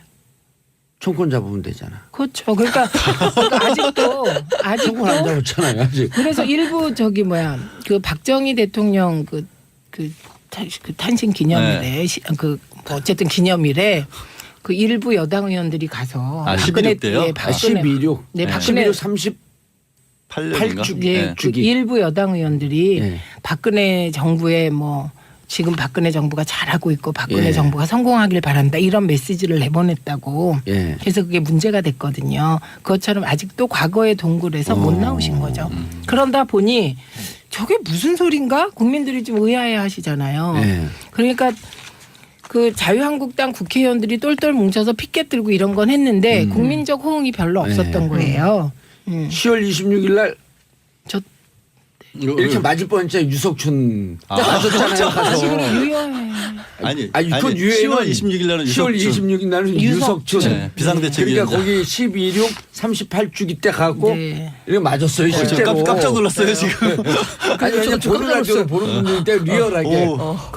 저 때리는 줄 알았어요. 저 때렸으면 때릴 수가 없죠. 유석춘이 아니니까. 그렇지. 근데 지금 의원님 말씀하신 것처럼 나가서 호응을 안 해주니까 얻은 거 없이 그냥 들어온 거예요. 근데 친박 쪽에서도 호응을 안 해주잖아요. 그러니까 그냥- 유효에는 친박 집회 갖고 얻은 게 기뽕을 하나 받는. 있긴 해요. 뭐요? 이것도 조금 저는 말도 안 된다고 보는데 순서 들어가겠습니다. 이름하여 언니 뉴스. 언니 왜 뉴스인 줄 알아요? 기사는 복수잖아요, 늘. 그래요. 그래서 뉴스예요. 새로운 것들. 고기자 표정이 완전 완전 째려본다. 째려보고 레이저 발사. 자, 최민희 의원님. 안녕하세요. 예. 오늘 최민희 의원님 커피 샀어요. 와. 박수. 쥐꼬리만한 그 출연료마다 커피 샀어요. 여기서 중요한 게 꼬리가 중요한 게 아니라 쥐. 자, 양지열 변호사님. 예, 안녕하세요. 예, 원래 언니 목소리 데려왔어요. 안녕하세요. 언니 양지열이에요. 뉴스의 오빠 참가자 양재입니다. 저걸 입을 뒤집어 쓰고 연구할 것 같아요. 나는 언니 뉴스의 2단자다. 막 그러면서. 자, 그리고 고란사의 중앙이. 예, 안녕하세요. 고란입니다. 근데 중앙일보 기자가 왜 SBS 나와요? 나 그거 궁금해요. JTBC에서 안 불러줘서 그러게요. 네. 그게 아니라 JTBC는 라디오가 없어서. 있어요. 있어요? 그럼요. 있어요? 있어요. FM 라디오가 처음 아니, 듣는 얘기인데요. 네. 아니 왜 그러세요? 제 앞에서 왜 그러세요? 아, 방송 전문가시죠? 왜냐하면 저도 FM 모르는 일을 알고 라디오가 있어요. 주파수 찾기가 힘들어서 JTBC가 들어가기가 어려웠을 것 같아요. 왜냐하면 YTN 라디오를 FM 라디오 이제 저희 방송위원회 참여정부 2기 때 허가를 하는데 진짜 그거 하나 하는 게 너무 어려워요. 하늘의 별따기다. 네. 아. 주파수가 있기 때문에. 다 그리고 배당돼 지금 있으니까. 미디어 환경에서 사실 뭐 팟캐스트 같은 다른 통로가 있으니까 전통적인 라디오 주파수를 꼭 따내야 하느냐 이런 뭐 근본적인 의문도 있었을 것 같아요. 그거 따는 것도 다 그 근데 전파권이니까 돈을 내야 되는 거잖아요. 얘기가 세긴 했는데 우리가 이제 처음에 TV가 나왔을 때 라디오의 시대는 갔다고 했잖아요. 그런데 그런데 음. 자동차 문화가 발달하면서 그리고 일하면서 듣는 라디오. 그래서 라디오가 더 진화했고 팟캐스트가 나왔다고 그러면 TV나 라디오나 뭐 소구력이 적어지냐 아닌 것 같아요. 아니, 다 같이 커지는 것 같아요. 그렇죠. 팟캐스트 다른 그 라디오 프로그램 어차피 팟캐스트로 네. 나오는 거니까. 그렇군요. 예. 오늘 왜 이렇게? 오늘 지금 기운이 졸고 없어요. 있는 중이에요. 네. 자, 첫 번째 뉴스. 최민희 의원님. 네, 네, 자유한국당 국감 보이콧 했다 또 철회했어요? 네 철회했습니다. 윤소아 의원이 여기 자주 나오거든요. 정의당. 네. 그게 자유한국당원들은 보이콧 전문 정당인지 묻고 싶습니다. 그 사람 말을 약간 쉽거든. 그렇죠. 그런데 마지막 뭐라는 줄 알아요? 그런데 자유한국당 없으니까 좋네요. 우리끼리 합시다. 근데 제가 왜 그런지 생각해 봤더니 19대 때 예. 국정원 댓글이 그때 터진 거예요. 그렇죠. 그래서 19대 국회가 내 싸우는 국회로 그 일부 언론의 비난을 받았는데 그 식물 당시에는 예, 우리 당이 보이콧 전문이었습니다. 그런데 아마 그때 우리를 바라보면서 새누리 쪽이 저렇게 이제. 그치 우리 야당 되면 저래야지 그리고 학습한 게 아닐까 싶습니다. 근데 그러니까 지금 얘기도 방송 장악을 지금 정권에서 하고 있다고 거꾸로 얘기하고 있잖아요. 자유한국당. 그렇죠. 그래서 그게 근데 우리도 속으로 국감 보이콧하면서 19대 때 속으로는 야, 이게 보이콧 자꾸 하면 안 되는데 하다 그러니까 국감을 보이콧한다는 건 국회의원이 쓸 수 있는 최후의 수단이에요. 그렇죠. 네. 그런데 그 최후의 수단을 너무 이렇게 자주 쓰고 소 잡는 칼로 계속 닭을 잡으면 나중에 소도 닭도 못 잡거든요. 근데 이제 이 자유한국당 같은 경우는 방송 장악 원조 정당이잖아요. 근데 그 정당이 방송 정상화를 방송 장악이라고 하면서 국회를 보이콧하니까 여론이 싸늘하고요. 일단 이해를 못 하세요. 네, 그래서 한 여론조사 결과에 따르면 거의 그 지금 문재인 정부에서 언론 노조나 방송사 노조가 파업을 하면서 하려고 하는 게 방송 정상화다. 그리고 방통위가 박문진 이사 2명 결혼 보충한 것은 정상화 과정이다. 이렇게 보시는 분들이 한 56% 7% 되고요. 60%가 조금 안 조금 안 되더라고요. 돼요. 예, 근데 지금 적폐청산에 찬성하는 분들보다 좀 낮은 게 저는 의아했어요. 그게 왜 그러냐면 예. 과거에도 우리가 4대 개혁 입법 그래서 17대 국회 때 해보면 언론 개혁이나 방송 개혁이나 정상화가 어려운 주제인 겁니다. 아 일반 사람들이 일반 보기에. 사람들이 예. 보기에는 뭐지? 이렇게 되는 주제여서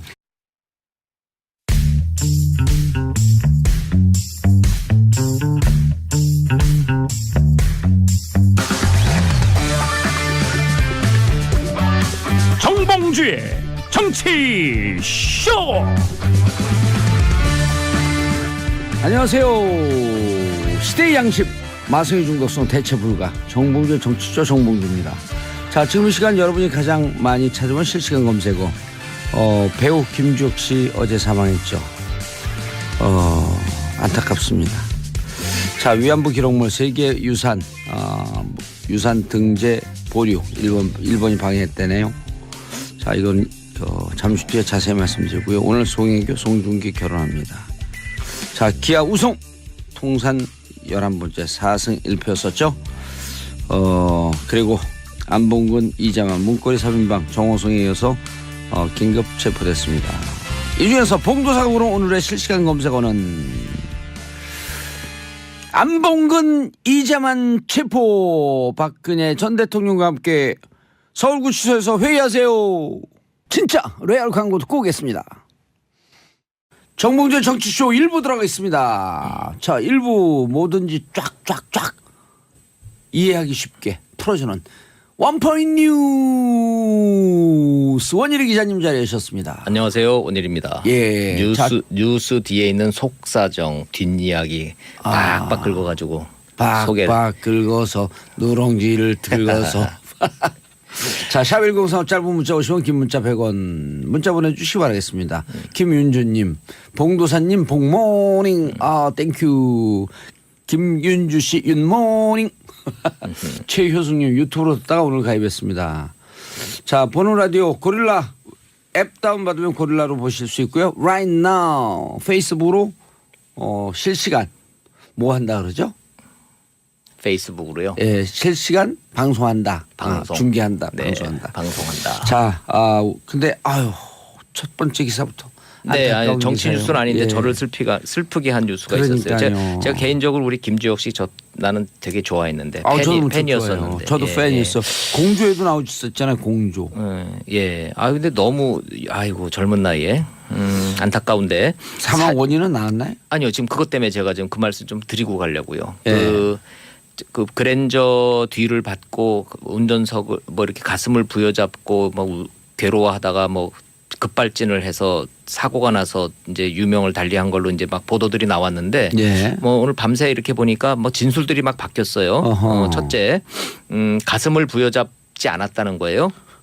그 이제 경황이 없어서 그랜저 운전자가 들이받치고 난 다음에 봤더니 그렇게 봤는데 가만히 생각해 보니까 그렇지 않다라고 경찰 진술이 좀 바뀌었어요. 핸들을 감싸잡고 굉장히 괴로워하는 표정이 보였다라고 지금 진술이 바뀌었고요. 들이받친 것도 그랜저 뒤가 아니라 옆쪽 운전석 쪽이었고요. 그래서 지금 이게 정확하게 사고 원인이 사인이 뭔지 그래서 심근경색 아니냐라는 얘기도 병원에서 나왔다고 보도가 됐는데 응급실 의사들 중에 심근경색이라고 말한 의사가 지금 없다는 거예요. 자 그러니까 그렇게 우리가 단정할 수가 없는 거고요. 예. 그 김주혁 씨가 타고 있던 그 벤츠 SUV가 고급 차량이기 때문에 블랙박스가 없을 리가 없는데 블랙박스가 지금 발견이 안 되고 있어요. 예. 이게 그 압축이 돼서 이게 지금 이거를 분해를 해야 된대요 차를. 차를 그렇게 찍어야 얼마나 충격이 컸는지. 근데 그 G바겐이라고 하는 게 네. G바겐이라고 하는 게 벤츠에서 그 오스트레일리아 호주에서 공식 군용 차량으로 쓰이는 차거든요. 무척 단단한 차인데. 그래서 급발진 저 의혹이 나왔잖아요. 근데 예. 급발진은 경찰은 아니라고 보는 거예요. 왜냐하면 급발진이라고 의심을 하려면 브레이크 등이 찍혀야 돼요. 브레이크를 등이 들어오잖아요. 예. 빨간불이 있는데 굉음을 내면서 이게 튀쳐나가면은 그게 급발진 이제 의심을 할 수가 그리고 있는데. 이른바 스키도마크라고 하는 게 네, 만들어지죠. 근데 그런 영상이 지금 전혀 없고요. 블랙박스도 지금 발견이 안 되고 있고 평소 건강 상태에 대해서도 지금 잘 알려진 게 없는데 김주혁 씨가 헤비 스모커였대네요. 그 정도만 지금 알려진. 헤비 스모커. 예, 그 정도만 지금 골초. 그렇지만 45살이면 워낙 젊잖아요. 건강하고. 그랬던 사람이 왜 이런 사고로 예. 안타까운데 안타깝습니다. 그래서 부검을 안 할 수가 없는 상황.